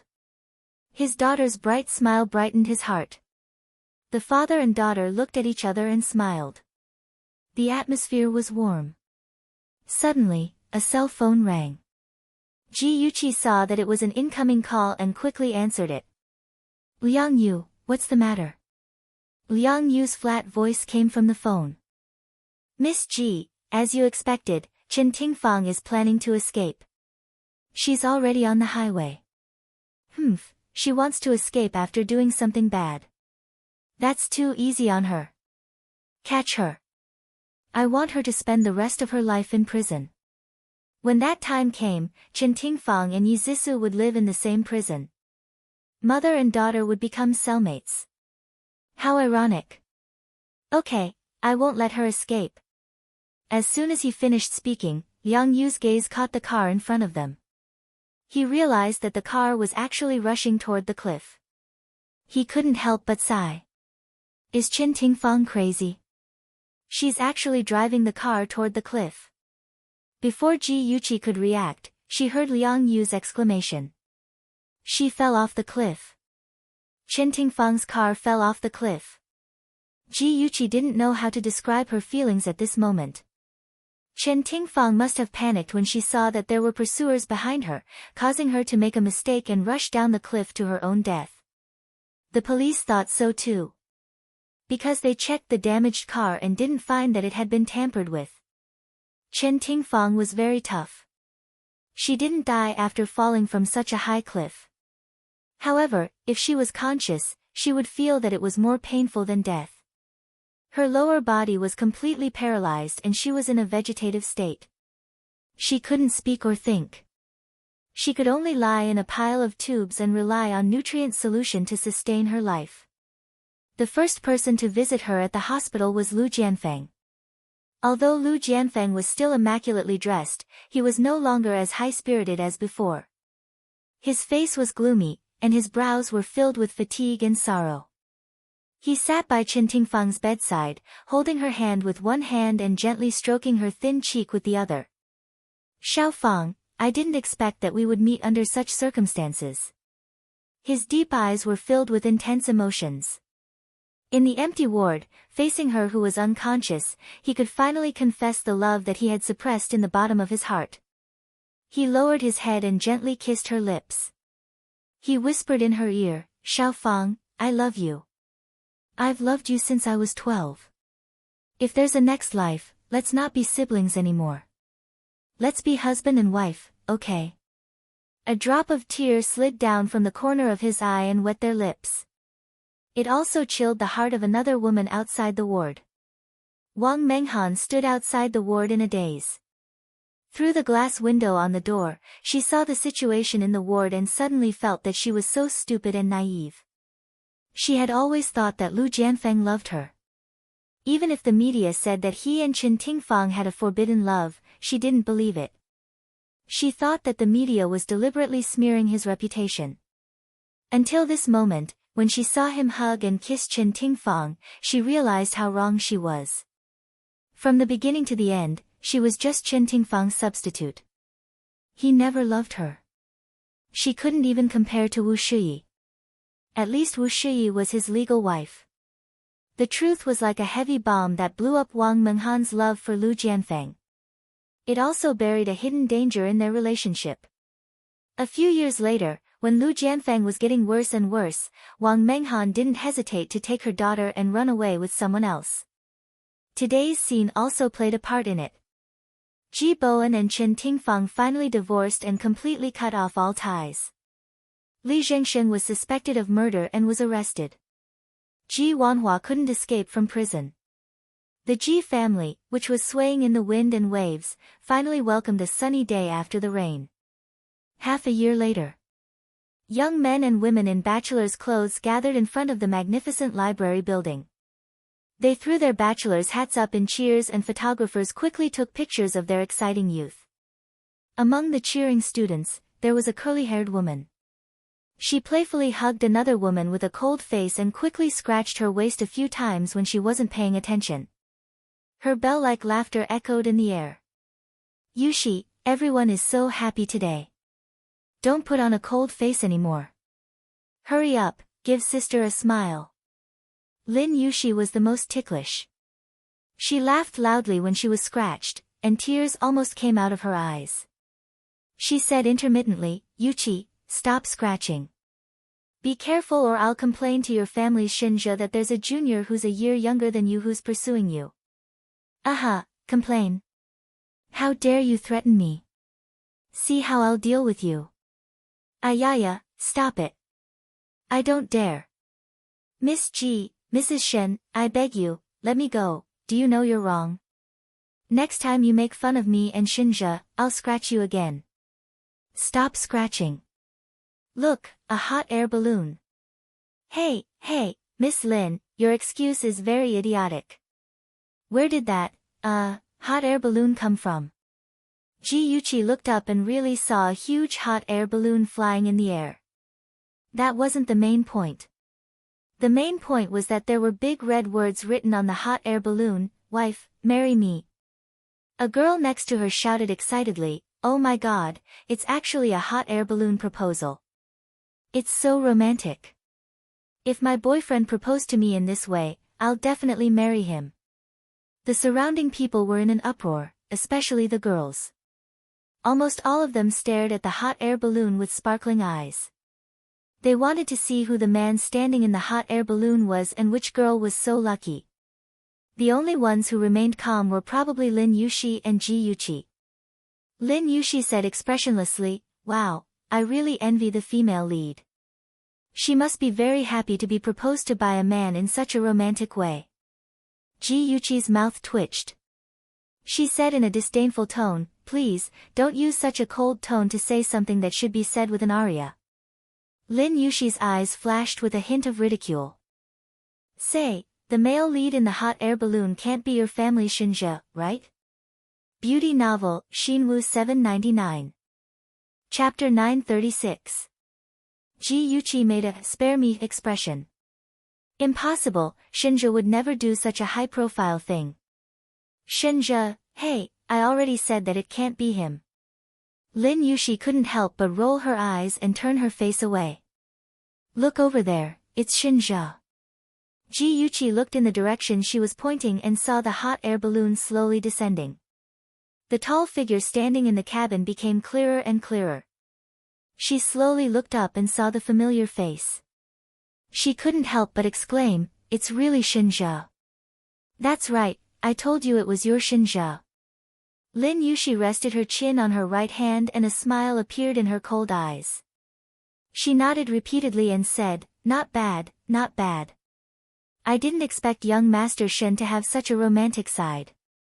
Hey, you've met such a perfect man. Hurry up and marry him. Ji Yuchi's mood was extremely complicated. She was very excited, very emotional, but also felt awkward as if someone was watching a good show. Shinja, this guy, she didn't expect him to do such a thing. Sob, she was so touched. What should she do? The man who had already left a deep imprint in her heart came out of the hot air balloon, holding a large bouquet of delicate roses in his hands. Amidst the screams of the girls, he walked steadily and confidently to Ji Yuqi step by step, looking straight ahead. His handsome face was dyed with a thin layer of gold by the sunlight. The corners of his sexy and charming lips were slightly raised and his eyes were as deep as the sea were filled with affection. He knelt down on one knee under her incredulous gaze.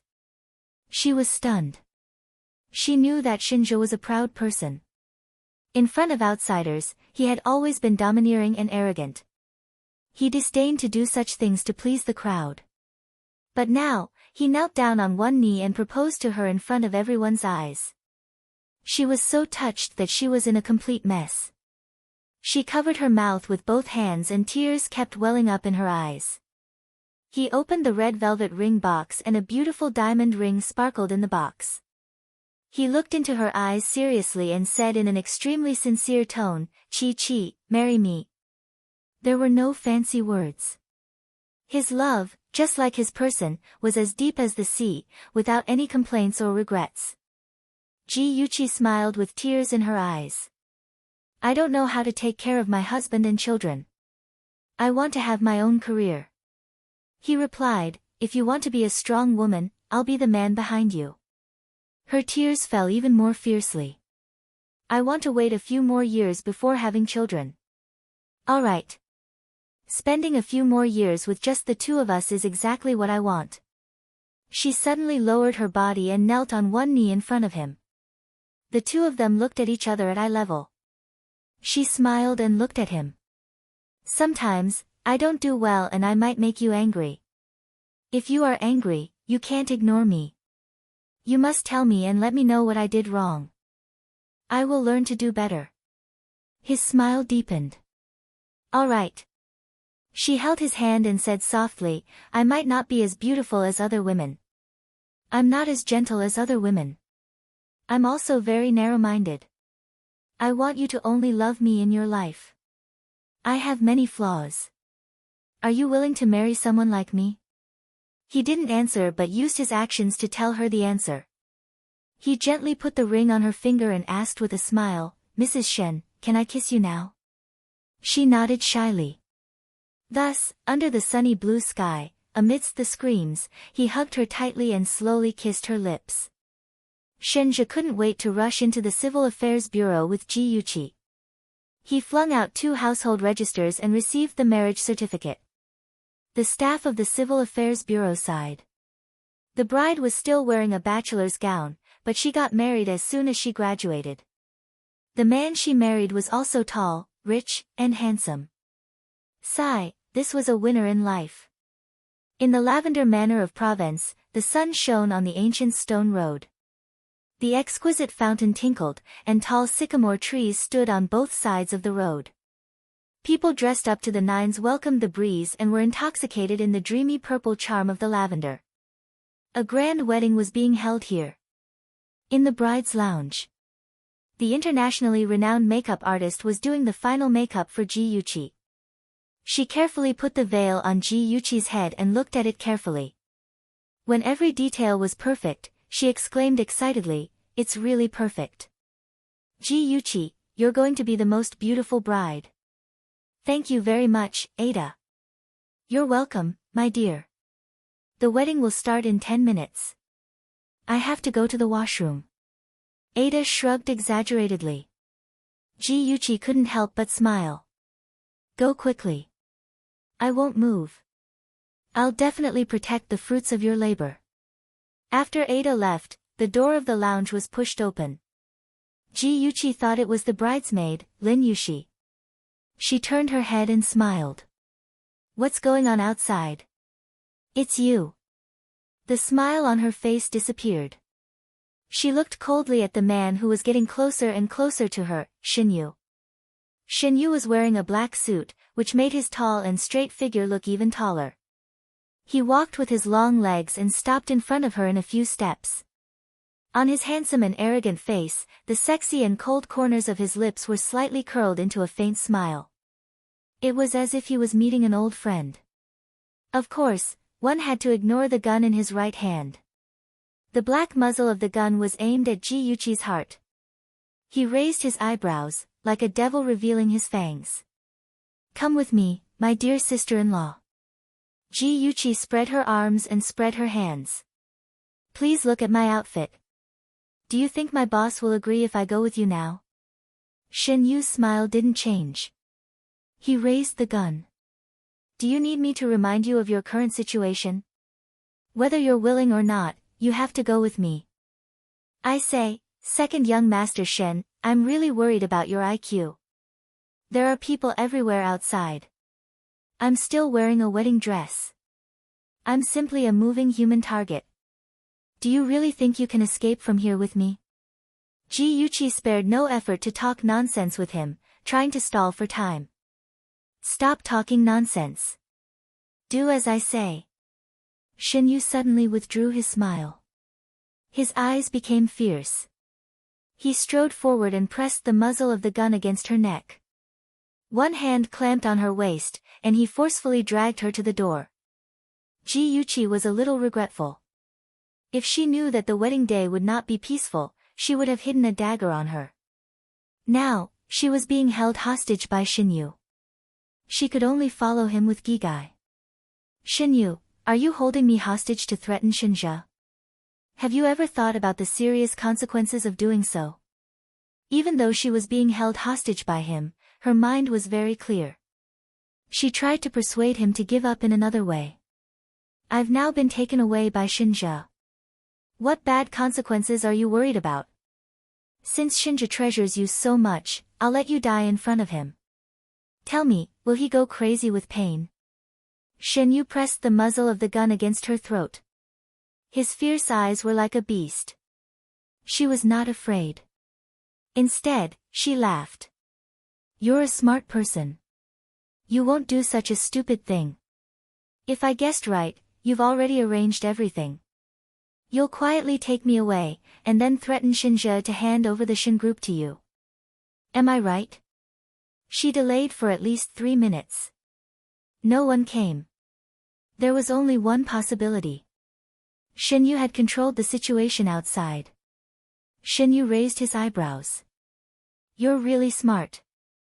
I'm already considering whether to take you as my woman. While speaking, his movements were not slow at all. He took her to a secluded safety passage. In the empty underground corridor, there was not a single shadow. The footsteps of the two people were particularly clear. A black Land Rover was parked in the underground garage. Shen Yu took her to the Land Rover. Click, click, click. Another person's footsteps suddenly sounded in the quiet garage. The man's handsome and proud body, facing the weak light, was set off by him. He was wearing a white suit, which complemented Ji Yuqi's white wedding dress. His handsome face was expressionless. His cold gaze slid past Shen Yu, and finally landed on Ji Yuqi, who was in his arms. Where do you plan to take my wife? The cold voice was like a sharp sword piercing through the air, cold and silent. Shen Yu leaned the muzzle of the gun against Ji Yuqi's neck and said coldly, I didn't expect you to come so quickly. Shenjia took 2 steps closer. His gaze was indifferent, without any emotion. Let go of Chi. I'll give you whatever you want. Shen Yu raised his chin and laughed mockingly. Ha, you're really generous. I want the Shen group back in my hands. No problem. Shenjia did not hesitate. Shen Yu's eyes became fanatical. He said loudly, I also want all of the Shen family's property. I'll give it all to you. It was an unusually calm sentence, as if he was talking about today's weather. Since you're so straightforward, then sign this share transfer agreement. Shen Yu held the gun in one hand, and quickly took out a document from his bosom and threw it at Shenjia's feet. Shenjia glanced at Ji Yuqi. His deep eyes hid a touch of relief, as if comforting her, telling her not to worry. Ji Yuqi's lips curved. In fact, the moment he appeared safely, she did not have the slightest bit of worry in her heart.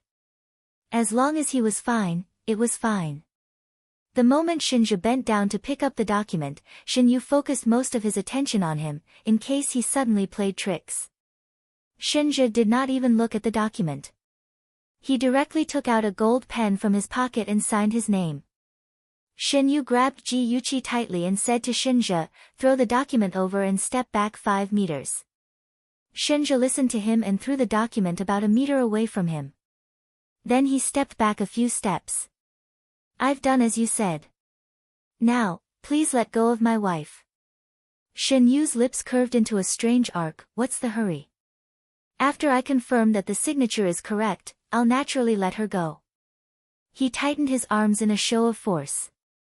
Ji Yuqi immediately pressed against his chest. She frowned in disgust. Shinja's pupils suddenly tightened. There was a strong hostility hidden in his deep dark eyes. He slowly clenched his fists, but in the end, he did not move. Shinju sneered, as if laughing at his powerlessness. After a short laugh, he lazily called out, 13, bring me the contract." As soon as his voice fell, a man in a black shirt and black pants walked out from an unknown corner.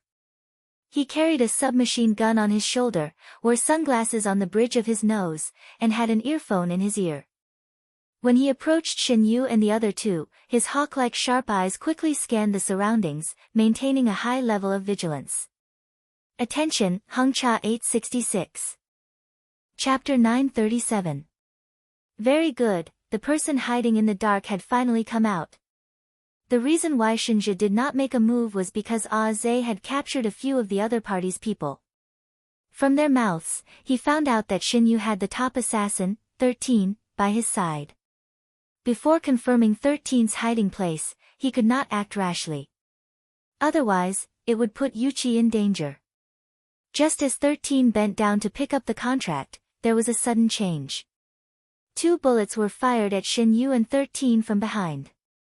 When Shinju sensed that something was wrong, before he could pull the trigger, Shinja had already slit his wrist with a dagger from his waist. A figure flashed in front of her eyes. The movement was so fast that it was difficult to see clearly with the naked eye. Ji Yuqi was only stunned for a second before her body was already in Shinja's arms. In front of her eyes, blood bloomed like a flower.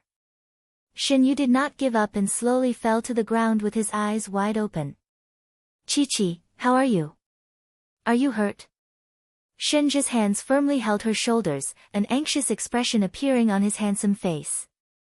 "Don't worry, I'm fine."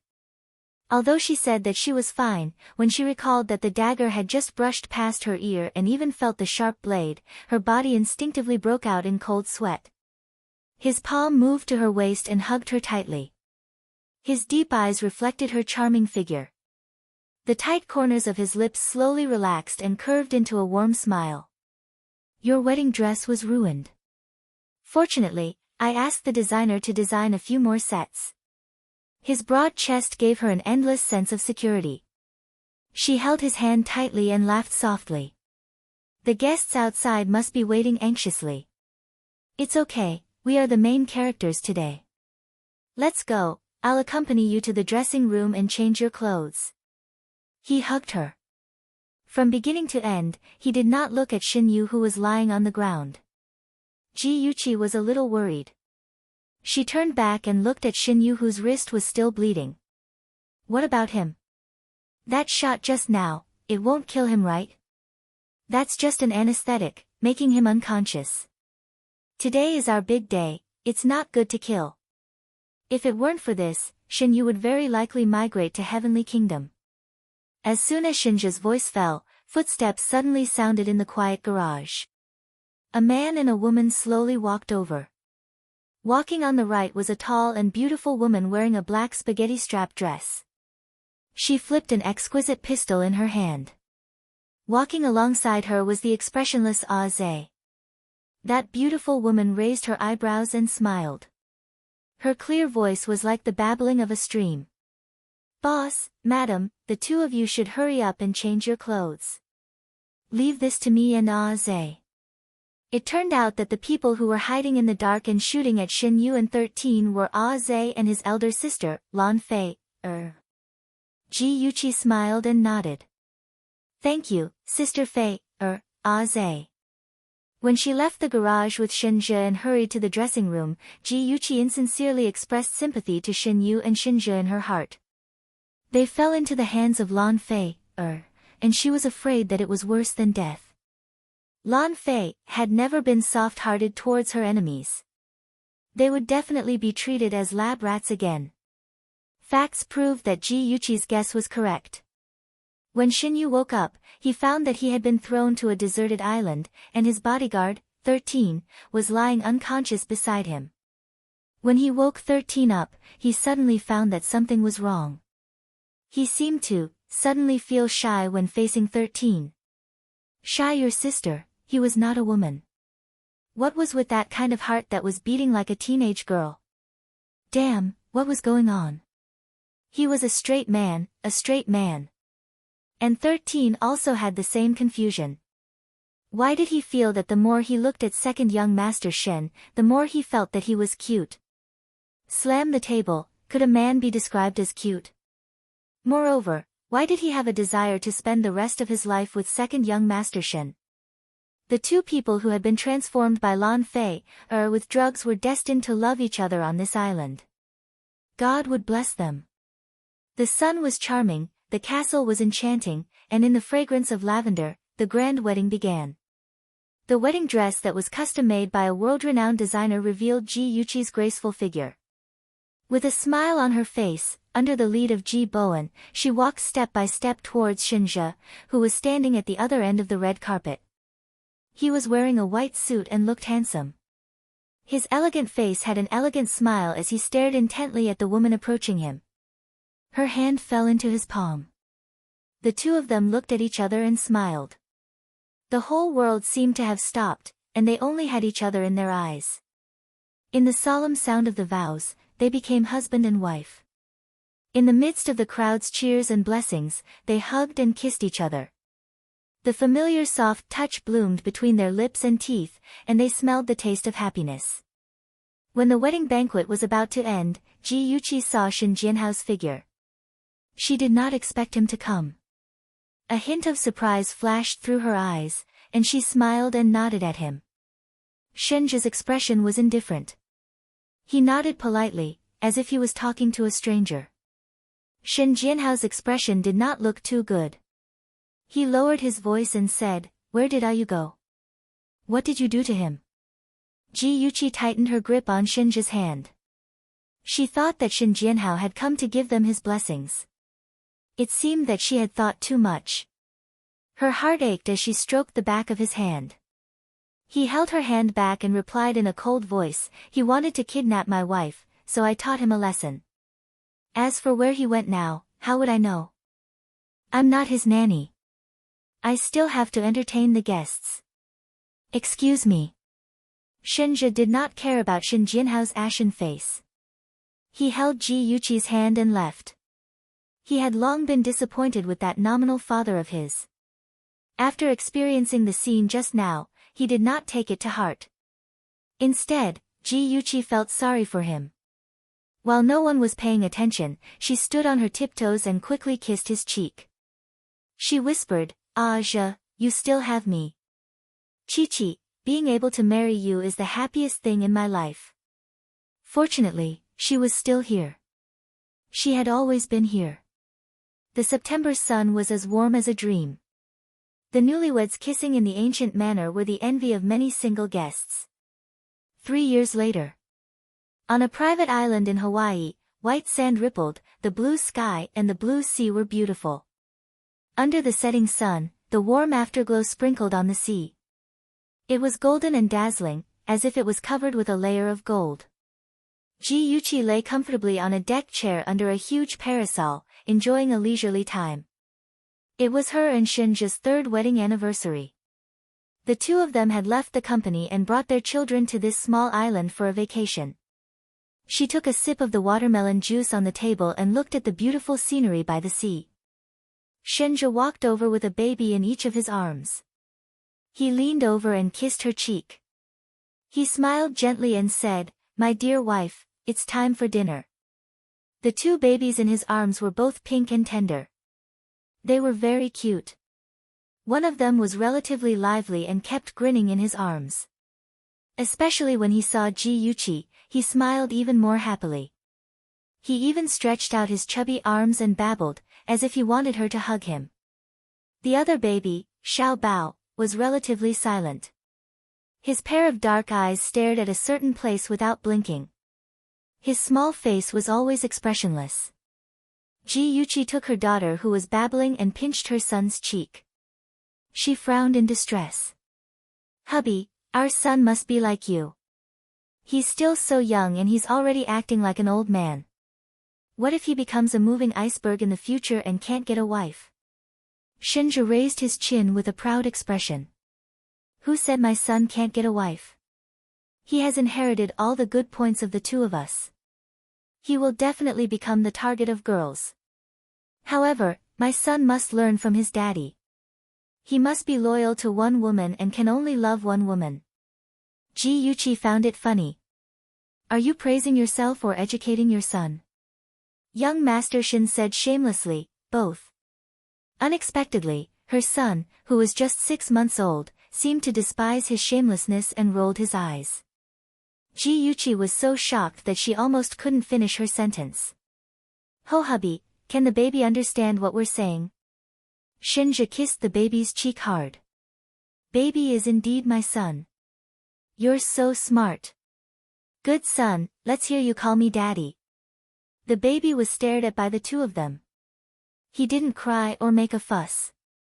His little face was still serious as he spat out a word. "Daddy." Ji Yuqi was so happy that she was about to cry. She kissed her son fiercely and rubbed his soft hair. She said excitedly, "Baby can speak. Baby, hurry up and call me mommy." The baby's black eyes stared at her without blinking, as if it was thinking about how to pronounce the two complicated syllables mommy. Ji Yuqi's daughter, who was in her arms, was indignant that both her daddy and mommy had turned their attention to her older brother. She waved her little fists and meowed. "Meow meow. This girl actually wanted to call her mommy, right?" Ji Yuqi was shocked. She finally burst into tears. "Our precious daughter can speak too. I'm so happy. I want to quickly tell Daddy and Ahan." Only when one became a parent would one understand the pride of being a parent. They would never forget the first words their children said. Shenja was also deeply touched. He kissed her cheek and said gently, "Let's hurry back to the room and tell them the good news." "Daddy, meow meow," two childish voices sounded at the same time. It was as if they were comforting them who were crying tears of joy. The sun set in the west, leaving the happy shadows of the family of 4 on the beach. Beauty Novel, Shinwoo 799. Chapter 938. In the ward. The woman on the hospital bed looked pale. Even though she was unconscious, her delicate brows were tightly knitted together as if she was in pain. Shenja sat beside her and placed his broad palm on her cold forehead. He looked up at the attending doctor. "How is she?" "Not too good. She needs surgery quickly. Otherwise, her eyes will never recover." The doctor looked troubled. "Now, she's still waiting for the cornea." Shenja's slender fingers gently smoothed her furrowed brows. His movements were extremely gentle, but the words that came out of his mouth were without any warmth. "When will it be?" "I don't know. Maybe a day or two, maybe a week or two, or maybe." No matter how long it took, Ji Yuqi couldn't wait any longer. She had to have the surgery within 24 hours. Shenja retracted his gaze and looked down at the woman beside him. She was lying there quietly without any signs of life. How painful must it have been for her eyes to be splashed with sulfuric acid. She had fainted from the pain. His deep gaze lingered on her body as he said in a steady voice, "Use mine." The doctor was stunned. "What?" He repeated clearly, "Use my eyes." As he spoke, his gaze was still lingering on Ji Yuqi. He was so serious and sincere, as if he wanted to carve her appearance into his mind. The doctor was shocked and said agitatedly, "No, this is against morality and ethics. Mr. Shen, if you donate your cornea, your eyes will not be able to see. I know. Shinja raised his head. His expression was extremely calm. I don't care. I just want her to be able to see. As long as she could see, as long as she was safe, that was enough. Mr. Shin, please reconsider. This is not a joke. Shinja's gaze was as calm as the deep sea. Prepare for the surgery. Also, please keep this a secret and don't tell her where the cornea came from. That afternoon, the doctor performed a cornea transplant on Ji Yuchi. The surgery was very successful. Ji Yuchi was pushed back to the ward, and Shinja was brought back to the villa by Aze to live a simple life. He didn't visit Yuchi again because he didn't want her to find out that he was blind. However, he had always asked Aze to hide in the dark and secretly record every bit of her. Even if he couldn't see her figure, he could still hear her voice and know how she was doing every day. He knew that her relationship with Jiang Tianhao was getting deeper and deeper. He knew that she was getting better day by day. He knew that her stitches were removed and she could see again. The moment she saw the blue sky again, she called him excitedly. Shinja, my eyes have recovered, I can see. Shinja, have you been busy recently? You haven't come to see me for a long time. Shinja sat in front of the floor-to-ceiling window with his phone in his hand. A faint smile appeared on his lips as he asked in a warm voice, have you recovered your vision? That's great. Congratulations. I'm currently on a business trip abroad, so I can't visit you for the time being. The sunlight enveloped his body and plated a faint layer of gold on his jade-like handsome face. His unfocused eyes stared blankly at the scenery outside the window. Even if he couldn't see anything, Yuchi's brilliant smile still appeared in front of his eyes. Shinja, I'm getting married next Sunday. You'll be there, won't you? Shinja's voice carried a hint of laughter in her voice. The originally warm sunlight suddenly lost its warmth. He shivered from the cold and the smile on his face froze. After a long time, which felt like a century, he found his voice. Okay, I'll attend. I'm very happy that you can come. Shinja, you're on a business trip abroad. Take care of your health, she chattered endlessly by his ear, reminding him of many things. He listened attentively to her every word, and slowly became intoxicated by her gentle voice. He suddenly had an illusion that she was actually sitting by his side, forever by his side, and would never leave. Yuchi, what? His cold lips parted slightly. In the end, he chuckled softly. Nothing. You'll be the most beautiful bride. I love you. Those 3 words, perhaps he would never be able to say them out loud. Since he couldn't give her happiness anymore, he would let those words drift away with the wind. He wouldn't bring her any trouble and let her be a beautiful bride in peace. Ji Yuchi was very happy. Ever since her reputation was ruined, she was so happy. The man she loved the most had finally proposed to her.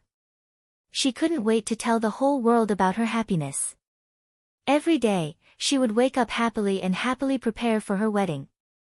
She would customize her gown, take wedding photos, write invitations to invite guests, book banquets. She and Jiang Tianhao would personally participate in every single one of these, enjoying the joy and happiness of a bride who was about to be married. The day before the wedding, she tossed and turned in bed. Her mind was filled with the wedding the next day and her plans for the future. She was so excited that she couldn't sleep. Her phone suddenly rang. It was Aze's voice. Miss G, I'm outside the G residence. I want to see you. She glanced at the time. It was already past 9 o'clock. That was strange. Why was Aze looking for her so late at night? There was a car parked by the road outside the pitch-black courtyard. Ji Yuchi knocked on the car window and the door opened. She sat in the front passenger seat and asked curiously, Aze, why are you looking for me so late at night? Aze looked at her deeply. His dark eyes were deep and gloomy, as if he was hiding a lot of things on his mind. His thin lips were tightly pursed and there was an indescribable aura around him that made people feel uncomfortable. She didn't understand and called out again, "Ah-zay? Did something happen?" Ah-zay thought of Shenja's words and finally suppressed his emotions. He looked away stiffly and took out a box from his arms. He said expressionlessly, "Young master has something to do and can't attend the wedding tomorrow. This is his wedding gift to you." As long as Ji Yuqi asked, Shenja would never refuse. Since he said that he couldn't leave because he had something on, something big must have happened. Ji Yuqi was a little worried and asked, "What happened? Did something happen at the company?" Ah-zay was silent for a long time. Young master was on a business trip overseas and got into a car accident. He's still recuperating overseas. Ji Yuqi was shocked and asked nervously, "Car accident? How did that happen? Is he okay?" Ah-zay's gaze was complicated and his voice was low. His head injury caused him to lose his sight. It's possible that he won't be able to recover. Losing his sight? How could this happen? She had lost her sight before and knew the pain of not being able to see anything. She didn't dare to imagine that Shenja, who was blessed by the heavens, couldn't see anything and could only live in darkness. He must be in pain. She was very sad. Her nose was sour and her tears fell uncontrollably. "This is for you." Ah-zay stuffed the box into her hands and said in a low voice, "Young master said that he's fine now. You should be a happy bride and don't be sad for him." Shenja didn't need sympathy now. He was so proud and definitely didn't want her to see his weakness. She quickly wiped away her tears and tried to smile. "Ah-zay, thank you. Please tell Shenja that I'm very lucky to have him as a friend. Let him rest well overseas and I'm looking forward to his return." Back in the room, she opened the box and saw a beautiful aquamarine necklace. The pure aquamarine was like the enchanting sea. Under the light, it reflected a bright brilliance and was so beautiful that she couldn't look away. She could tell that it was a very expensive necklace. However, no matter how expensive it was, it couldn't be compared to his feelings. In the end, she put on the necklace and walked on the red carpet with this heavy heart. She walked towards her future husband, Jiang Tianhao. "Mr. Jiang Tianhao, do you take Miss Ji Yuqi as your wife? No matter if she's sick or healthy, rich or poor, you will always be loyal to her until you leave this world?" "I do." "Miss Ji Yuqi, do you take Mr. Jiang Tianhao as your wife? No matter if he's sick or healthy, rich or poor, you will always be loyal to him until you leave this world?" "I do. I declare you husband and wife. No one can separate you." "The groom, please lift the bride's veil and use a kiss to witness your vows." The newlyweds looked at each other affectionately. In the cheers of the guests, the groom bent down and kissed the bride's beautiful face. Shenja sat in the most inconspicuous corner. Listening to Ji Yuqi's vows and the cheers from the people around him, his expression was very calm. His lips even curved into a warm arc. His once deep and charming eyes were now only left with a vacant look. Even if he couldn't see anything, he still wanted to personally witness her happiness and hear her laughter. "Whether you know it or not, I've always wanted to accompany you and protect you. Even if you don't love me. Even if you're married to someone else today." When Ji Yuqi was leaving the church surrounded by friends and relatives, she inadvertently turned back and saw Shenja sitting in the corner. His lifeless eyes were looking into the distance. She was surprised at first, then suddenly felt very uncomfortable. She wanted to go over and talk to him, but Jiang Tianhao suddenly carried her up. The surrounding guests cheered. She was carried by Jiang Tianhao and walked further and further away until Shenja's figure was buried in the crowd. When they met again, she was covered in blood and curled up in the corner, crying in fear. He held her in his arms and comforted her gently, "Chi-Chi, don't be afraid. I'm here." She trembled all over and cried incoherently, "I didn't want to kill him. It was him. He bullied me. What should I do? I killed someone. Jean Mingyao wanted to rape her. When she resisted, she accidentally stabbed him in the chest with a knife. She really didn't do it on purpose, don't be afraid. I'm here. Nothing will happen. He pressed her head against his chest. His slender fingers stroked her sticky hair that was wet with blood.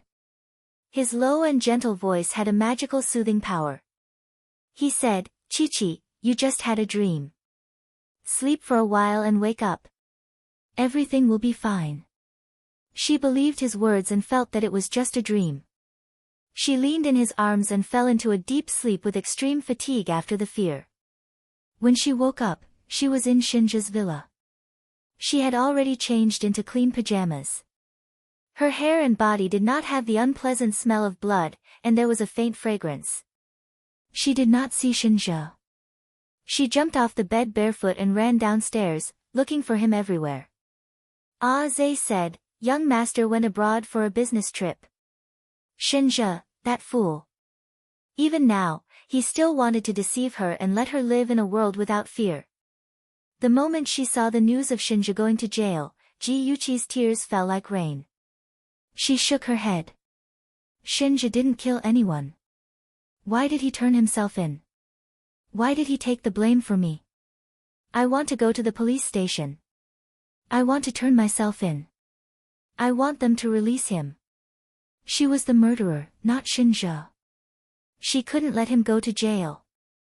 Ad. Hongcha 866. Chapter 939. She ran out of the villa barefooted like a madwoman, not caring that she was still wearing her pajamas. Zay quickly stopped her and shouted, "Are you crazy? Young master sacrificed himself to protect you. Don't let him down. Get out of my way. I can't let him go to jail for me." She screamed and kicked until she finally broke free from Zay's hold. Like a mental patient, she rushed into the police station in a mess. Her eyes were bloodshot as she screamed, "I'm the murderer." But the police thought that she was mentally ill and didn't believe her at all. Shinja created perfect evidence to prove that he was the real murderer of Jin Mingyao. The CEO of the Shin Group became a prisoner. The whole of Ing City was in an uproar, and the Shin Group's share price plummeted. Shin Jianhao hated Shinja to the core and cut off all ties with Shinja in front of the media. He even added insult to injury by saying that Shinja had been autistic since young and that his mental state wasn't very good. Shinja, who was favored by the heavens, became a mental patient and a murderer overnight. He was sentenced to 10 years in prison. "Shinja, why did you do this? You know that I'm the murderer. Why did you take the blame for me?" He said, "Because I love you." In the visitation room, Ji Yuchi's tears rolled down her cheeks through the glass. Shinja couldn't see her tears, but he could hear her crying. Her cries were transmitted to his ears through the microphone. It was like a sharp knife cutting into his heart. His heart ached as he reached out his hand to wipe her tears, but his hand was blocked by the thick glass. Seeing his extended right hand and lifeless eyes, her tears fell even more fiercely. Like a broken string of pearls, she couldn't stop crying. She cried until she almost fainted. Her soft sobs whipped his heart. His heart ached as he comforted her. "Chi-Chi, don't cry." How could she not cry? She had almost cried all the tears in her life. She said sadly, "Why are you so silly? I can't even return your love. Why are you so silly?" He knew that he wouldn't get anything in return, but he still gave so foolishly. He was too silly. Shinja only smiled and didn't answer. It was only when the prison guard reminded him that the time was almost up that he said his last sentence. "Chi-Chi, if you don't love Jiang Tianhao anymore, can you love me?" She broke down and cried. She didn't deserve it. She didn't deserve his love. 7 years later. The warm sun dispersed the mist and the lush pines and cypresses in the cemetery stood tall and straight.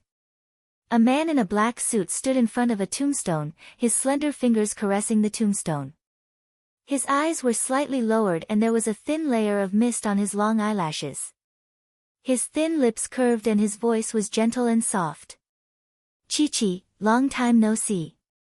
He had waited for a long time, but instead of receiving her love, what he received was the news of her falling off a cliff and passing away. At that moment, he felt as if a part of his heart had been emptied, and he was no different from a walking corpse. She smiled shyly at the photo on the tombstone, just like when they first met. His fingers caressed her cheek longingly and he whispered in her ear, "Chi-Chi, just you wait. I will avenge you." During the years in prison, he had already asked Aze to investigate the truth of the matter. He knew that Jiang Tianhao and Yizisu had colluded to kill Yuqi. This time, he came back to collect the debt on behalf of Yuqi. A month after Yuqi's death, Jiang Tianhao and Yizisu couldn't wait to get their marriage certificate. Even so, Jiang Tianhao didn't dare to admit that Chen was his and Yizisu's illegitimate child. In front of the public, he had always been a good husband who deeply loved Ji Yuqi. He couldn't destroy his own image. At first, Yizisu expressed her understanding, but gradually, she began to feel unreconciled and wanted to restore his identity as her son.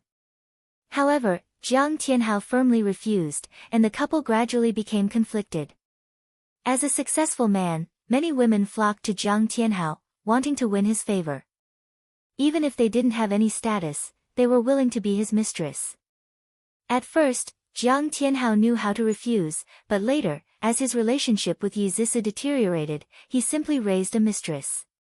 Who knows which mistress he had? Paper can't wrap fire. Jiang Tianhao's affair was eventually revealed to Yizisu. She cried, threw a tantrum, and used all her tricks, but there was no way to save him. In the end, she threw out her trump card and threatened him. If he didn't cut ties with those vixens, she would expose Chen's identity. Jiang Tianhao's heart was filled with resentment. Although he agreed to stop fooling around on the surface, in reality, he just did it in a more secretive manner. One day, Yizisu received a package containing a thick stack of photos. They were all photos of Jiang Tianhao with different women on a boat. She completely broke down. She hated Jiang Tianhao's heartlessness. For him, she was willing to be the woman behind his back. For him, she caused Ji Yuqi's death and became a murderer. But what about him? Once he had money, he turned bad. He was one person in front of her and another behind her back, trampling on her sincerity. Since he was heartless, why should she be loyal to him? She also began to feign civility, maintaining harmony with him on the surface. In reality, she began to secretly transfer his assets, transferring his assets to another account of hers. In this world, only money could be relied on. Men, to hell with them. Just as the husband and wife were fighting, the G Group suddenly changed. The companies that had previously worked with the G Group all requested to terminate their contracts. The G Group suffered a huge blow. The Shin Group suddenly jumped out and said that they wanted to acquire the G Group. Jiang Tianhao tried to turn the tide, but scandals about him suddenly broke out. It was said that he used his ex-wife, Ji Yuqi, to seize the Ji family's assets. In the end, he colluded with his mistress, Yizisu, and brutally murdered his wife and the child in her womb. He was despised by the world, and the board of directors expressed their dissatisfaction with him. They wanted to elect a new president. Just as he was in a terrible state, Yizisu took all of his savings and escaped with his son. Shenja successfully acquired the G Group and chased Jiang Tianhao and his lackeys out of the company. He returned to his empty villa alone, still dreaming that he would be able to make a comeback one day. However, 2 police officers rushed over and arrested him. It turned out that after Yizisu escaped with the money, she was arrested by the police. It was unknown what happened during the escape, but she kept screaming, "Ghost, ghost, ghost." She spilled the beans like a bamboo tube, telling the police in detail how she and Jiang Tianhao killed Ji Yuqi. 7 years after Jiang Tianhao and Yizisu committed the crime of intentional homicide, their crimes were finally exposed and they were arrested and sent to prison. Although Shinja had acquired the G Group, he had always maintained the original structure of the G Group. He adopted the child of a side relative of the Ji family under his name and raised and taught him personally. When he grew up, he let him inherit the old G Group. He adopted 12 children in his lifetime. They were of different skin colors and came from all over the world. He groomed them into outstanding talents in various fields. He built a business empire. He was the legend of Ing City. He never married. Legend has it that he once loved a woman. Her name was Ji Yuchi. Ad. Hung Cha 866.